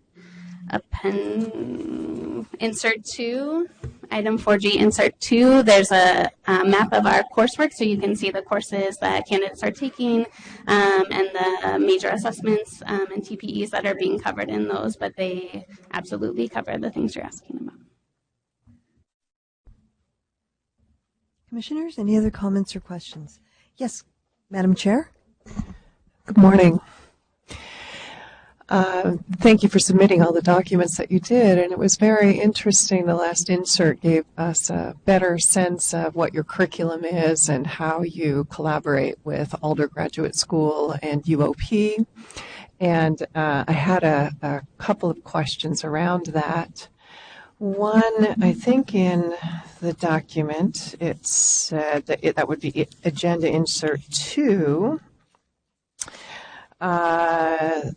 You define mentors as playing the dual role of course instructor and candidate supervisor, and that you said all the current mentors are hired by Alder Graduate School of Education or UOP as adjunct instructors during the 2018-19 year. Is that right? So they, and then when you were just talking now, you said some of your Summit teachers teach the courses. So I have two questions around that. One is, what is your involvement in hiring the mentors that have been hired through Alder and UOP? And then who are the Summit teachers that you're talking about who are also teaching the courses? To clarify, my involvement in hiring the program faculty for Summit's program. Mm-hmm. Yes, so I lead that work as the senior director of the program. So I oversee the recruitment and hiring and retention for all of the program faculty. And that includes designing the hiring processes, playing a crucial role in our collaborative hiring process that we use at Summit, and then making the final selection. Also, once the team is hired, we do extensive professional development, so training as folks are moving into the role, but also over the course of the year, we meet as a team for a full day once a month for faculty professional development, as well as weekly team meetings and weekly individual coaching and support. So I am on a regular basis observing them in their different roles, leading courses, working with residents, and also providing feedback as they're going through their day-to-day. And so the faculty that you're talking about are the faculty who are teaching the courses in the sequence and also teaching in Alder. My understanding was that there was a cohort of teacher candidates that come from Summit, from Alder, and from UOP that are together taking the courses. Is that correct? It's a combination. There are some courses where the faculty is in common. So the Summit program faculty has been hired by Alder and University of the Pacific to teach those courses as well. Mm-hmm. So in those situations, all of the Summit residents, whether they're in the master's program with Alder and UOP or in the Summit Credential program, are together with the same instructors and the same experience. Mm-hmm. And there are other courses where the experience is separate, where Summit faculty are teaching Summit Credential residents, and Alder has brought in different, and UOP have brought in different faculty to teach those courses. Okay. But even in those instances, there's collaboration to align the coursework, the expectations across those courses. Okay. Yeah, I saw that as well. And you mentioned you have, so the sequence of courses, is that used by both UOP and all three of you? Do all three use that sequence of courses, Summit? Yes, the sequence of courses that's in Insert 2 is the sequence of courses for this year, and it is the same whether residents are in the Summit program or in the Alder University of the Pacific program, with the exception of an action research course that is only required of the master's residents. Okay. And then the Summit cooperating teachers who are working with your resident, with your teacher candidates in the program, how many cooperating teachers do you have per teacher candidates? In other words, what's the ratio? How many available cooperating teachers do you have? For the residents in the Summit program? Mm-hmm. So we have one or two cooperating teachers who have 2 residents placed in their classroom. Those tend to be in shortage areas like math, and we work out how they navigate that in their classroom, but in most cases it's a 1-to-1 ratio. And I know one of the concerns that was raised in the site visit was that some of the cooperating teachers who were doing the mentoring didn't meet the minimum requirements of 3 years of teaching practice in the field.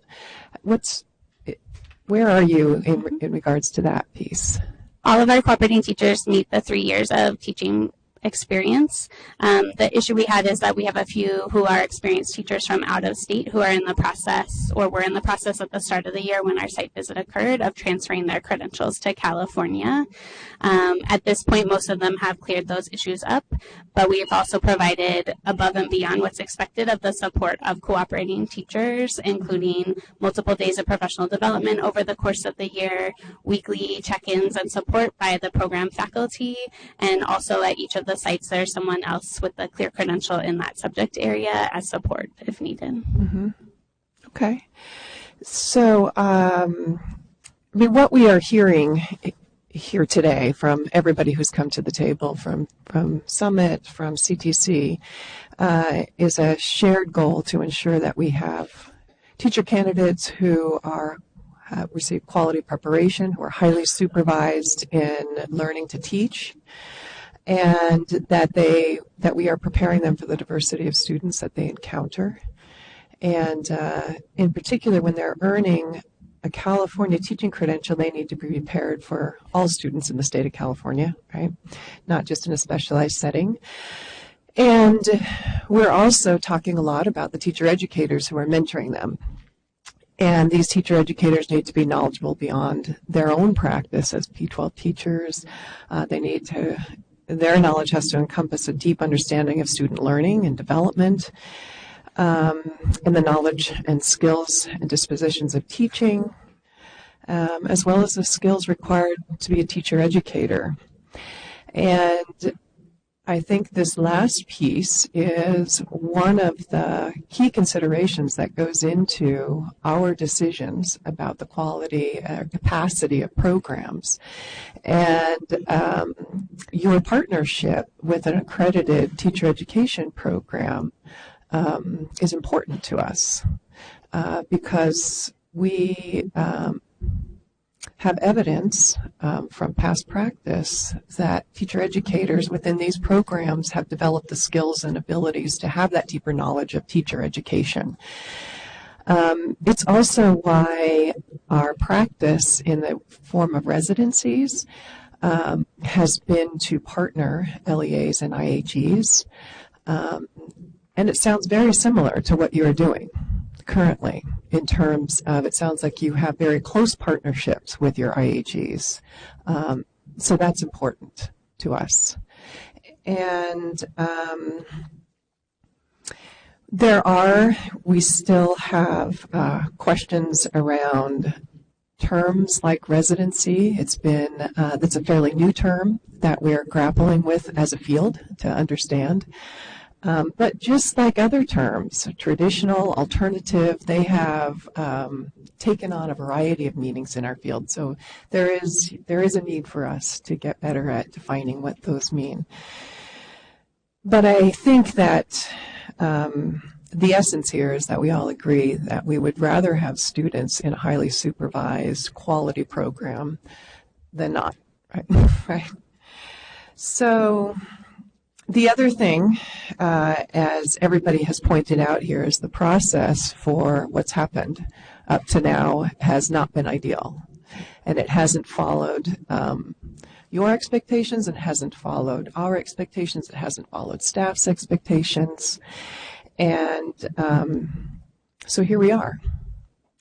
We also know that we have a group of teacher candidates who have started your program and who have been working in your program and who have been working hard at learning to teach. And I think we agree that they should be able to teach. And so now we need to come up with how we do this.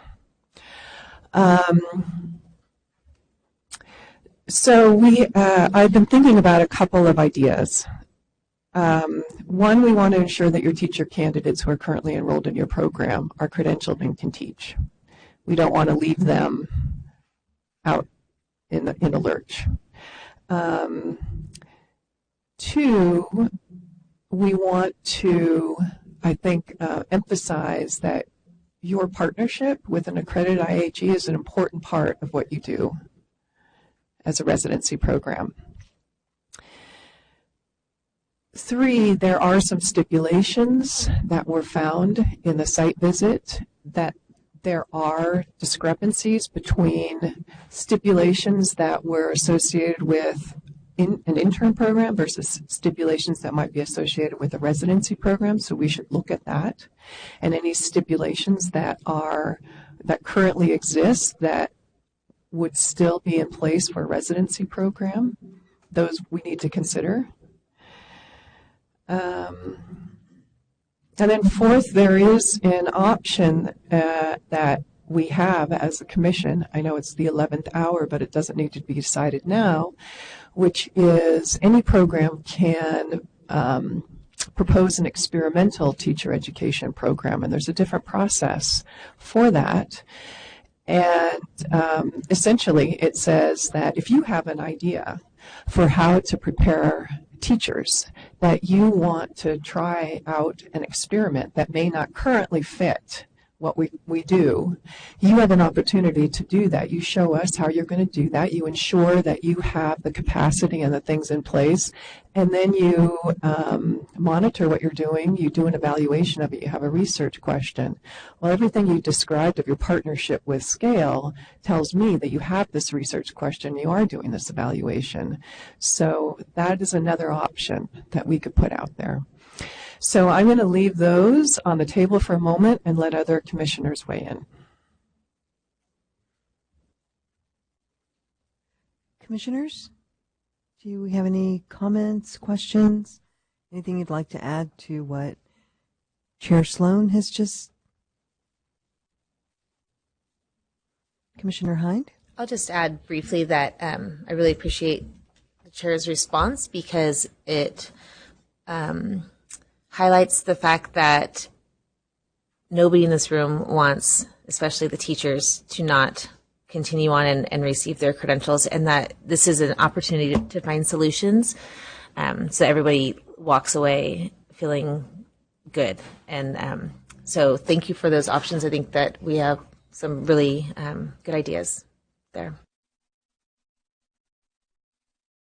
Yes, Commissioner Hartwig? I'm interested in learning more about this option of an experimental education program. It's not something, I'm a new commissioner, it's not something I'm that familiar with yet. Is that something that potentially staff could help educate me about, what the procedure for that is? And I believe there are copies of the standards that Rhonda and Haiju will start to bring around. Oh, thank you. So the experimental program option is in Ed Code. It's 44273A. And what it allows is an institution that is approved to do educator preparation in California may propose to do something that is not currently allowed under the Education Code. It might be most helpful if you turn to the back, Appendix A, of the policy principles. These were adopted in 2008 by you as the body because you adopt standards. And these policy principles talk about encouraging experimental programs that seek to resolve significant questions regarding educator preparation. There has to be a scholarly focus. There has to be a proposal for a research design. And you have to identify the issue being investigated. And it is clear that colleges, universities, and school districts may develop these. That the Committee on Accreditation approves the program once there is both the experimental research component as well as the preparation program. And Summit already has a approved preliminary preparation program. They don't have the research component that we've seen yet. The design is determined to have merit based upon its proposed design to address fundamental issues. They're evaluated based on the research data that's being collected, and they're held to meeting the Commission's standards. An experimental program doesn't get to say, oh, we don't think a TPA is necessary. Our experiment is going to be to do teacher preparation without a TPA. One of the very first requirements on page 1 of this document is that the program must meet the basic credential requirements for whatever credential is involved. There is a final report that comes to the committee at the end of the experiment, and the committee can recommend to the commission that they should amend their program standards or even possibly seek legislation based on this experiment. If it might be helpful, I could give you an example of a fairly recent experimental program. UC San Diego is very interested in deaf education and had a desire to prepare teachers who were fluent in American Sign Language. And they wanted them to be considered bilingual teachers, but they were also elementary multiple subject teachers and special education teachers. At that time, the only way to get a bilingual authorization was to do it with your initial teacher preparation or to take tests. And so UC San Diego said, couldn't we develop a program where ASL, the multiple subject credential, and a special education deaf and hard of hearing credential is kind of all put together? And they did that. They submitted a program design. They had a research that went along with it where they submitted data on how the program was going. And actually now that program is no longer experimental. UC San Diego is approved to do a bilingual ASL program. They're approved to do a deaf and hard of hearing program. They're approved to do a multiple subject program. So that's just one recent example. If you look in the document itself, there's the first page talks about the rationale, which is, again, supporting the idea to new and innovative research related to educator preparation. At the very bottom, it talks about the goals. It's essential that K-12 student learning is really a focus and that program completers are going to be able to meet the needs of our K-12 students. The 6 standards that you see on page 2 of this document really talk about the research component. Why is this research necessary? This can be addressed usually in under 10 pages. This is not a big proposal that has to be submitted.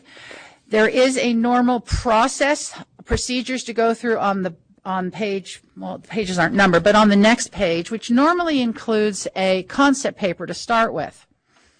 That doesn't mean there has to be a concept paper. It seems like the commission could say that this conversation and the work Summit has already done has satisfied the concept paper component. And then once the concept paper, then there's this full proposal of what is the research component, who is your partner if you have a research partner with you. The experimental program is set up to go, and they specify, is this a 4-year experiment? The Committee on Accreditation is not comfortable really with anything longer than about 6 years or so, because we want to figure out what's going on. But the proposer will say, you know, we're going to do this for an amount of time. They submit annual reports. They submit a final report. To me, this looks like a very appropriate and in alignment with the Commission's policies and procedures as a way that Summit could offer a residency program and address a lot of these things that Commissioner Sloan just talked about.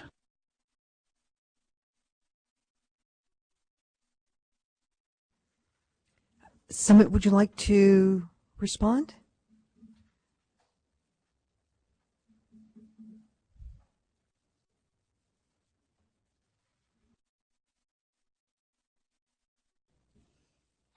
Thank you. For this information, it was provided. Sure. It's on now. Is it a little better? Okay. Thank you for this information. We've reviewed it. Just as an initial matter, just to note that these are guidelines, the standards of the experimental program standards. They are not, the CDC is not bound by any of these because these were not regulations that were adopted pursuant to the Administrative Procedures Act, and they're not statutory procedures. They're guidelines. So it's our interpretation that CDC can depart from these, in fact, it can depart from them in their entirety. We've talked about the possibility of an experimental program, and what would that look like? We are cautiously optimistic about this idea. When I say cautiously, our concern is that Summit has presented a full proposal for its residency program, and has given it answers to common standards and preconditions and so forth.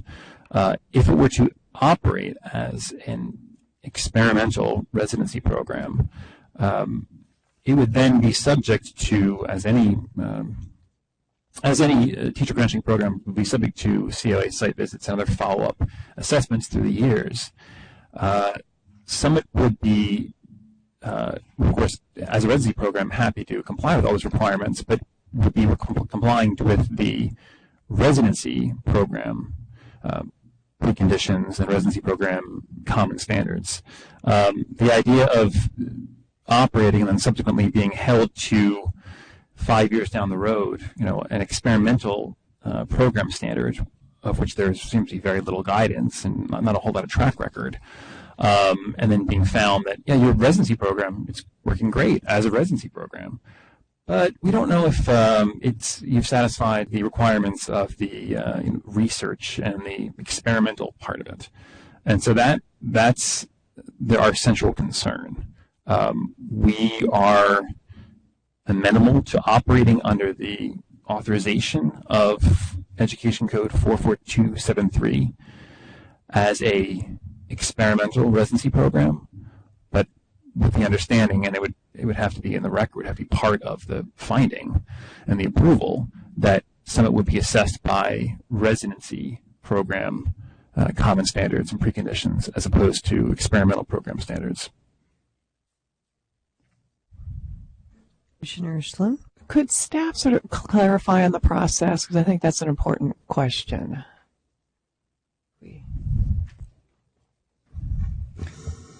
The process to get a residency program and to operate a residency program, or no, why don't you let me start? Experimental. I meant experimental. Experimental. I just said residencies.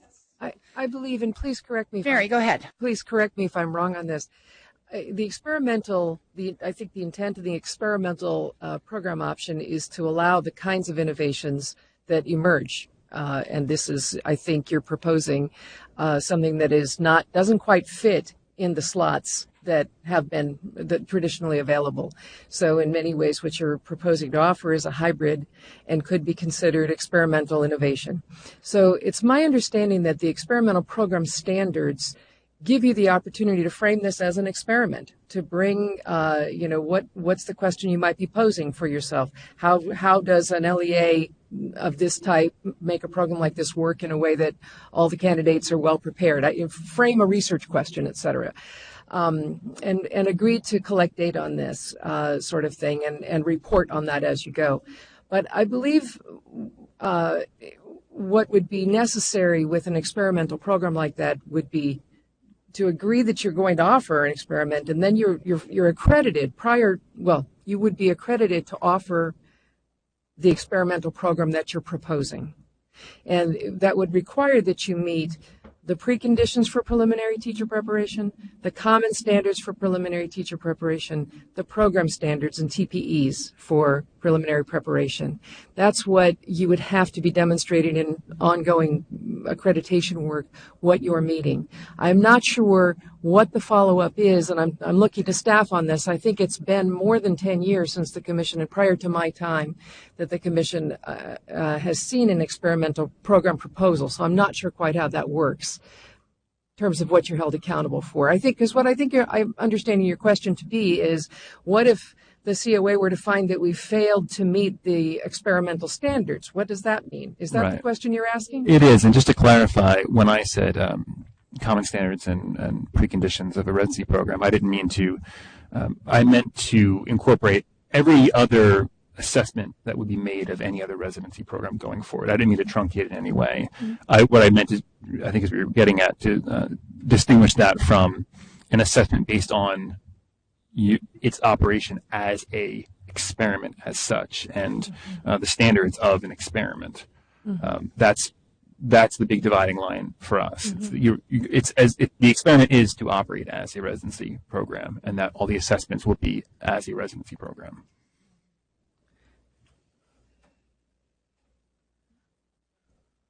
Any other comments or questions, commissioners? I wanted to toss out that, I think it would be optimal to reach a conclusion and solution to this today. I think that would be optimal. And it does seem to me that, as I recall in your appeal, you have identified a number of options that would be you would prefer. Somewhere there's a set of options in your document that you would prefer, right? As my microphone is on, I'm just not close enough to it. And let me please check my understanding. I think that you have suggested that you'd be comfortable if the Commission overturns or set aside the committee's decision and accredited you fully as a residency program, or accredited you fully as a residency program with stipulations, or accredited you as an intern program with stipulations, within a year you would meet all standards. Is that a rough summary, an accurate summary of the three options that you've proposed here in your document of appeal?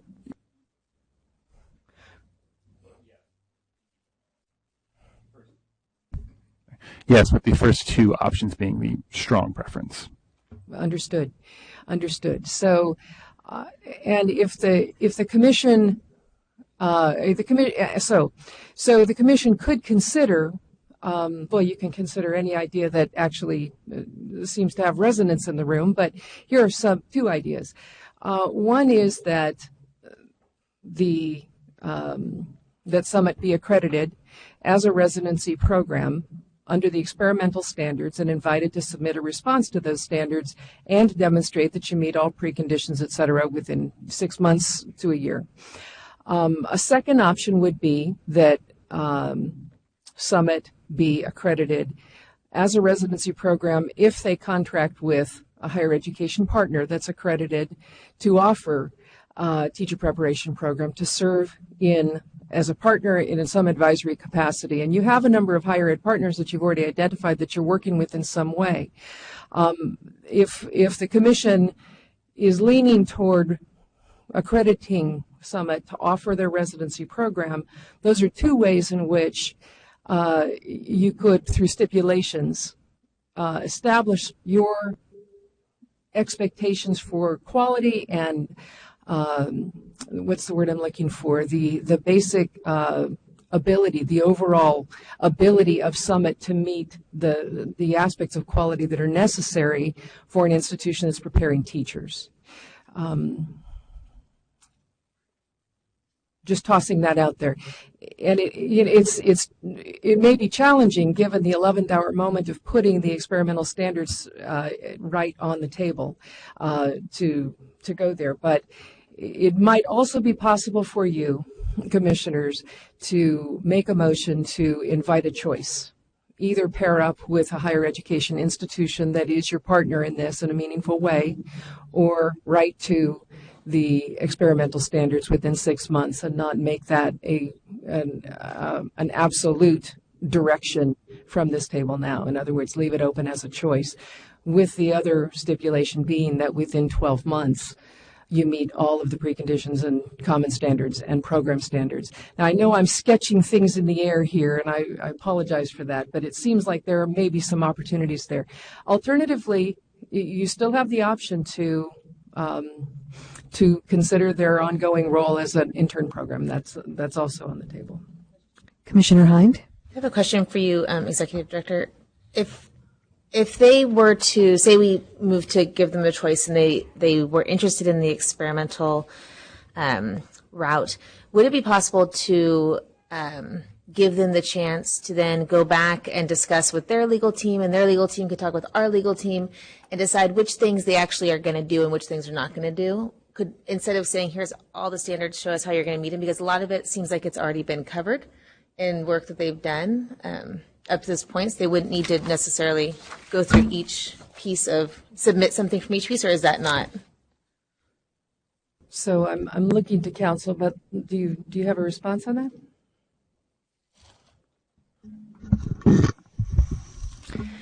I don't believe you can delegate to me what they're going to be required to do in terms of experimental program standards, in that this agency has adopted the standards. You can't delegate that responsibility to me to determine which of those they will comply with or not comply with. So I think that needs to be a decision made by this body. Can I just add to that? The Commission doesn't typically say you can meet some standards but not all standards. I mean, as I understand it, and correct me if I'm wrong, Counsel, the Commission is authorized to set standards for the preparation of the workforce and to accredit entities that meet those standards, just at a high level. The experimental standards open the door to innovation, but don't necessarily set aside the standards for preliminary teacher preparation. They simply recognize that alternative modes of delivery and construction of a program may be worth experimenting and innovating around so that the whole public learns from that experiment. And it opens the kind of new opportunities for program structure in the future. So I I would be reticent to recommend or that you, okay, that you, okay. Well, then let me stop. What I meant was, I probably used the wrong words. So standards, of course, you'd have to do all the regular standards that you'd have to do for any program, no matter what you were doing. I was talking more about, referring back to what Terry was saying, of could this conversation count as a piece that would typically be involved in a packet that you were putting forward saying, here's our experimental project. The first 5 pages is going to be about why we want to do this, but we're going to leave that part out because we've already had that discussion of why we want to do it. That's what I mean. So you'd still be responsible to show, to have those pieces. The TPA is going to be part of your program. The actual hours of residency, that's all going to be part of your. Does that make more sense? Am I being clear? Can you help clarify what I'm trying to say? Can somebody that's a little more? And I'm not sure if this is where you're going, but my question is, given that the approval that's being appealed here today was prior to our current initial institutional approval process, or 5-stage process. So could we grant an experimental program, and through this experimental phase, then Summit return and work through the 5-stage process? Kind of like what Vice Chair mentioned, that if they've already completed stage 3 of that process, could we move to 4, 5, and get to a full approval? If I could just clarify on that point. So regardless of what you do today, they still have a teacher induction program. So the institution remains initially institutionally approved, or approved as an institution. They don't have to go back through that process, regardless of where this conversation lands. So hopefully.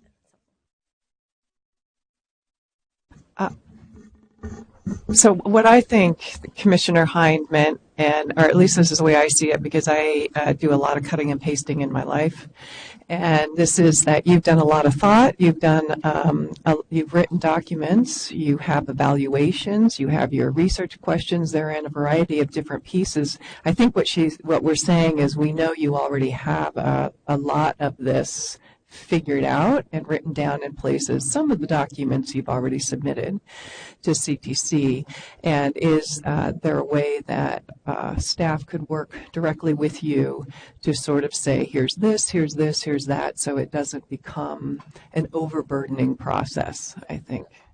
And I think that's a good idea. I just want to add one point of clarification that so the commission has a role, and one of its roles in accreditation is to hear appeals and to make a decision, to either uphold or set aside a decision of the committee.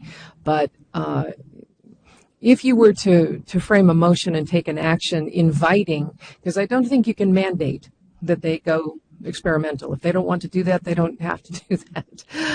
But you could invite it, and as an option, and in the invitation, put a 6-month window around that, which gives them the time to take a look at what all of the parameters of that would be. But if you're going to provide a choice like that, you might also want to provide the other choice that would be your absolute bottom line, which could be either intern, or it could be a residency program with stipulations that include connection with a higher ed-based program, which is really, I think, grounded in what I think is a fundamental priority of this commission, which is to ensure that every entity it accredits has the capacity necessary to prepare the workforce. And this institution is in its infancy. You're out and you've recruited and you've begun, but you're still building your capacity to do all the things you need to do. And so that, I think, is one of the things that will find its way into your motion, I would guess, is that you want to be sure they have the capacity that they need to move this forward. I am wondering, commissioners, if I know if we need a short health break, or possibly even a 30-minute lunch break, or if we're going to lose a quorum if we do that. You want to try a motion? Okay, well then, I get points for thinking of your health, but the chair wins that one. Okay, so all right. Oh, can I also just make one other point of clarification, that any writing to experimental standards, that's approved by the Committee on Accreditation. But any decision made by you as to what their status is, what type of program this is, that's made by you. And whatever they submit via an experimental program, if they were to agree to do that, that would be a fundamental understanding, that we wouldn't be back to the argument with the COA about whether this is an intern program or has the right to be an intern program or a residency program. If you make that decision today, then that's what they will be the next time they appear in front of the COA, if that makes sense. Would you like to make a motion, Chair I don't know where all of my fellow commissioners stand, but I'm going to put this out there. Okay. So I move that the commission make the following findings on the 6 appellate claims. Number 1, the COA was not arbitrary and without legal basis in not permitting Summit to operate a residency program. There is no clear law that authorizes an LEA to operate a student teaching residency program without a relationship with an IHE. Number 2, the COA did not act contrary to the handbook by imposing stipulations that the Summit intern program be closed, even though the handbook indicates that a site review team may determine that a program be closed only where more than half the standards are not met. The COA went beyond the authority that is clearly defined in the handbook for the site review team because the COA has such discretionary authority to do so. Number 3, the COA's interpretation of precondition number 11 and imposition of that precondition on Summit was contrary to the plain language of the precondition. The language indicates that intern programs designed to meet shortage must indicate such. However, Summit was not designed for this purpose. Furthermore, this requirement does not apply to programs, but rather applies to districts that employ interns pursuant to Education Code Section 44225.7. The Commission directs the COA to modify this precondition to comply with statute. Number 4, the COA did not act contrary to the handbook in reviewing a precondition at the January 31st hearing and in basing part of its decision on noncompliance with such precondition. Both the accreditation framework and accreditation handbook clearly delineate that programs must adhere to preconditions at all times. Number 5, the COA did not act arbitrarily and without legal basis in determining that Summit intern candidates must pass CSET prior to admission to the intern program. This is clearly delineated in Education Code Section 44453, Subdivision A. Number 6, the COA did not act unfairly in penalizing Summit in requiring interns to be employed as teachers of record, as this is clearly delineated in Education Code Section 44325, Subdivision A. Further move that the Commission set aside the decision of the Committee on Accreditation regarding Summit Public Charter High School. The Commission accredit Summit's preliminary teacher preparation program as a residency model with the following stipulations. 1, that the program within 6 months either contract with an accredited IHE or higher education institution with an approved teacher preparation program. And this means that there would be some advisory, evaluation, and monitoring element to the partnership, or within 6 months, Summit submit a proposal to be accredited as an experimental residency program pursuant to Education Code Section 44273 and compliant with the experimental program standards adopted by the Commission in March 2008.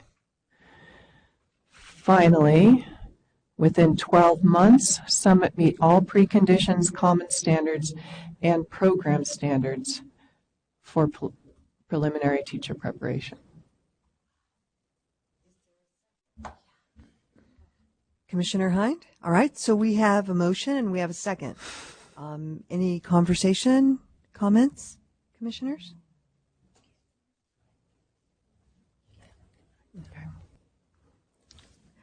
Yes, Commissioner Sloan? I wonder if we can give Summit a chance to respond to our motion, if they would like to put comments in. We do that with the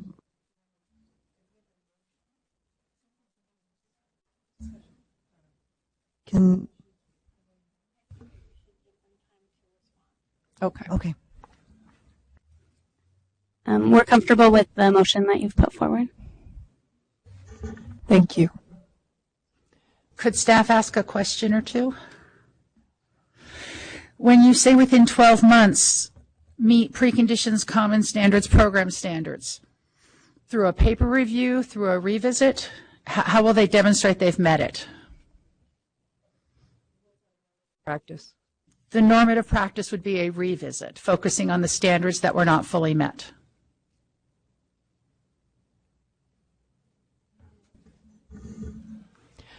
I think we should follow common practice. Does that seem okay with you? Yeah, okay. And great. then there was one other question about it had to do with I don't remember which number claim it was, but it was about the precondition. And I believe you said that the COA would amend that precondition. The commission is who adopts preconditions. So can we bring that back to the commission instead of the COA? Yes. Okay. Thank you. And then I have one question. The accreditation status, would that be major stipulations, probationary stipulations, or stipulation, or just stipulations? Is that what we did?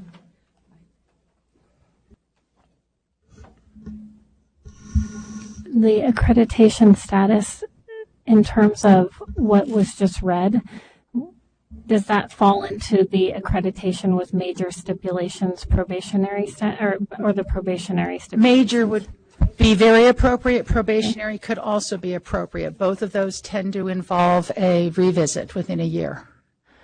I think the lesser of the two is major stipulations, Yes. even though it sounds the worst of the two. So I would say major stipulations would be the category. Okay, thank you for that. So I'd like to amend the motion to include the term major stipulations.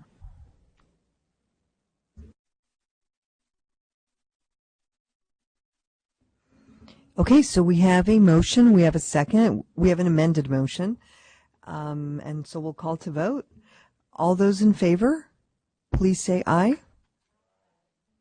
Anyone opposed? Okay, motion carries. Thank you. Thank you. Thank you. Before we leave, I'm sorry. I need to clarify for the record on the option in terms of within 6 months that you would like Summit to meet either option A or B for if they decide to propose that they are an experimental program to the COA. The other option, if they decide to contract with an IHE, that needs to be a regionally accredited approved IHE with a commission approved teacher preparation program. The relationship, the nature of that partnership, is it sufficient for the commission that relationship be to provide meaningful evaluation and feedback, or does the commission require that relationship provides supervision, oversight, and monitoring? I think that needs to be clear on record. I didn't hear in the commission's motion that you intended this to be supervision and oversight and decision making. I heard. Okay. It was a contract? Just wanted to be clear that monitoring doesn't mean that. It means engagement and collaboration and. I did hear contractual. She said contractual in the language. So just to be clear that does not include supervision or oversight, but it includes feedback and evaluation. That's what I okay, heard. That's clear for the record.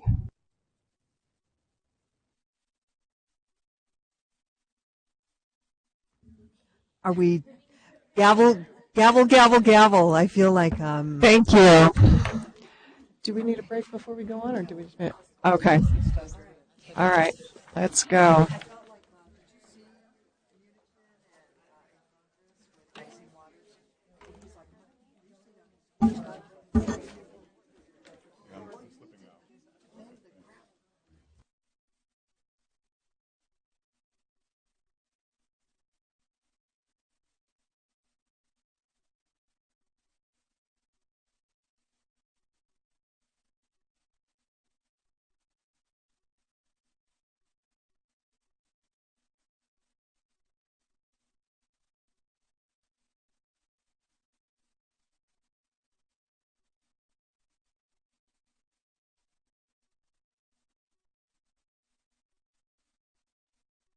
Committee now adjourns. Yes, thank you. I'd like to reconvene the general session and move to agenda item 3I, interview and recommendation of members or alternatives to the secondary teacher position for the Committee of Credentials. Okay.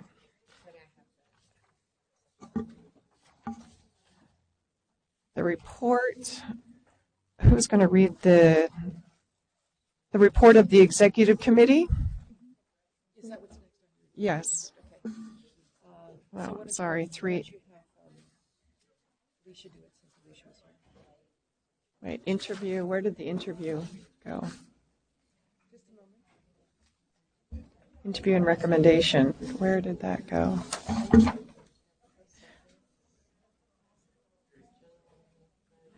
All right. The ad hoc committee recommends to the full commission the appointment of Kevin Thompson to serve in the secondary teacher position on the Committee of Credentials. I move to approve the recommendation of the ad hoc committee. Do I have a second? Seconded by Commissioner De La Torre Escobedo. Any further discussion? All those in favor say aye. Aye. All those opposed? Motion carries. Okay, agenda item 3J, interview recommendation and appointment of members of the Committee on Accreditation. It is a ghost town in here. All right. COA report, interview, recommendation and appointment of members for the Committee on Accreditation. The ad hoc committee recommends the appointment of Jomaline Balatayo, Mike Hollis, and Martin Martinez to the Committee on Accreditation beginning July 1, 2019. The committee also recommends that Suzanne Borghese and Lisa Kurtman be appointed as alternates for the Committee on Accreditation. I move to approve the recommendations of the ad hoc committee. Do I have a second? Any further discussion? Yes, Commissioner Hartig. As a member of the ad hoc committee, I just wanted to put on the record our thanks for the interest from all of the candidates and their dedication and willingness to provide this extra service. We were impressed with the candidates. Hear, hear. Thank you. All right. All those in favor, say aye. Aye. All those opposed? Motion carries. Agenda item 3K, proposed 2020 and 2021 commission meeting schedules. Yeah.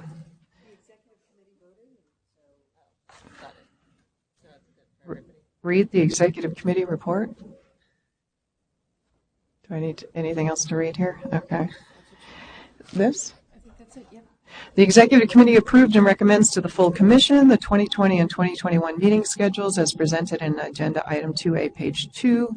I move to adopt the recommendations of the Executive Committee. Do I?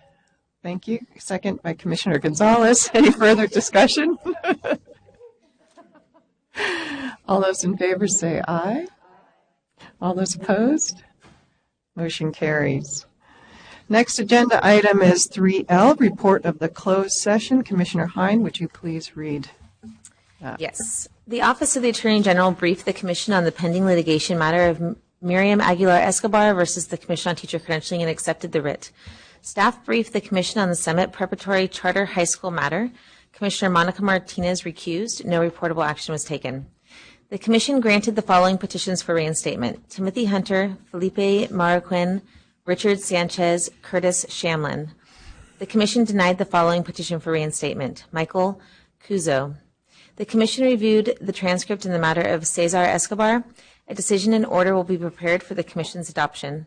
The Commission ordered a 30-day delay for preparation of the decision and order. The Commission adopted the decision and order in the matters of Jimmy Gonzalez, Andriana McCall, Hiawana Smith, and Michael Turner, Jr. The Commission adopted the following proposed decisions: Mark Nguyen.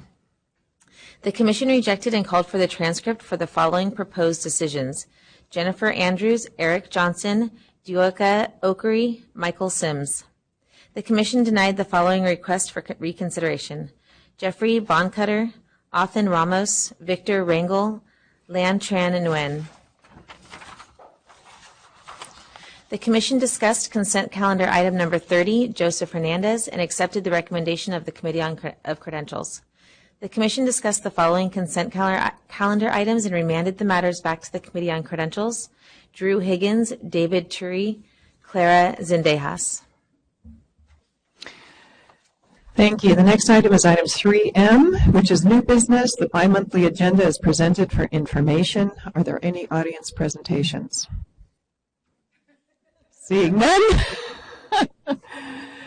I now adjourn the April 2019 meeting of the Commission on Teacher Credentialing. The next meeting is on June 13-14, 2019.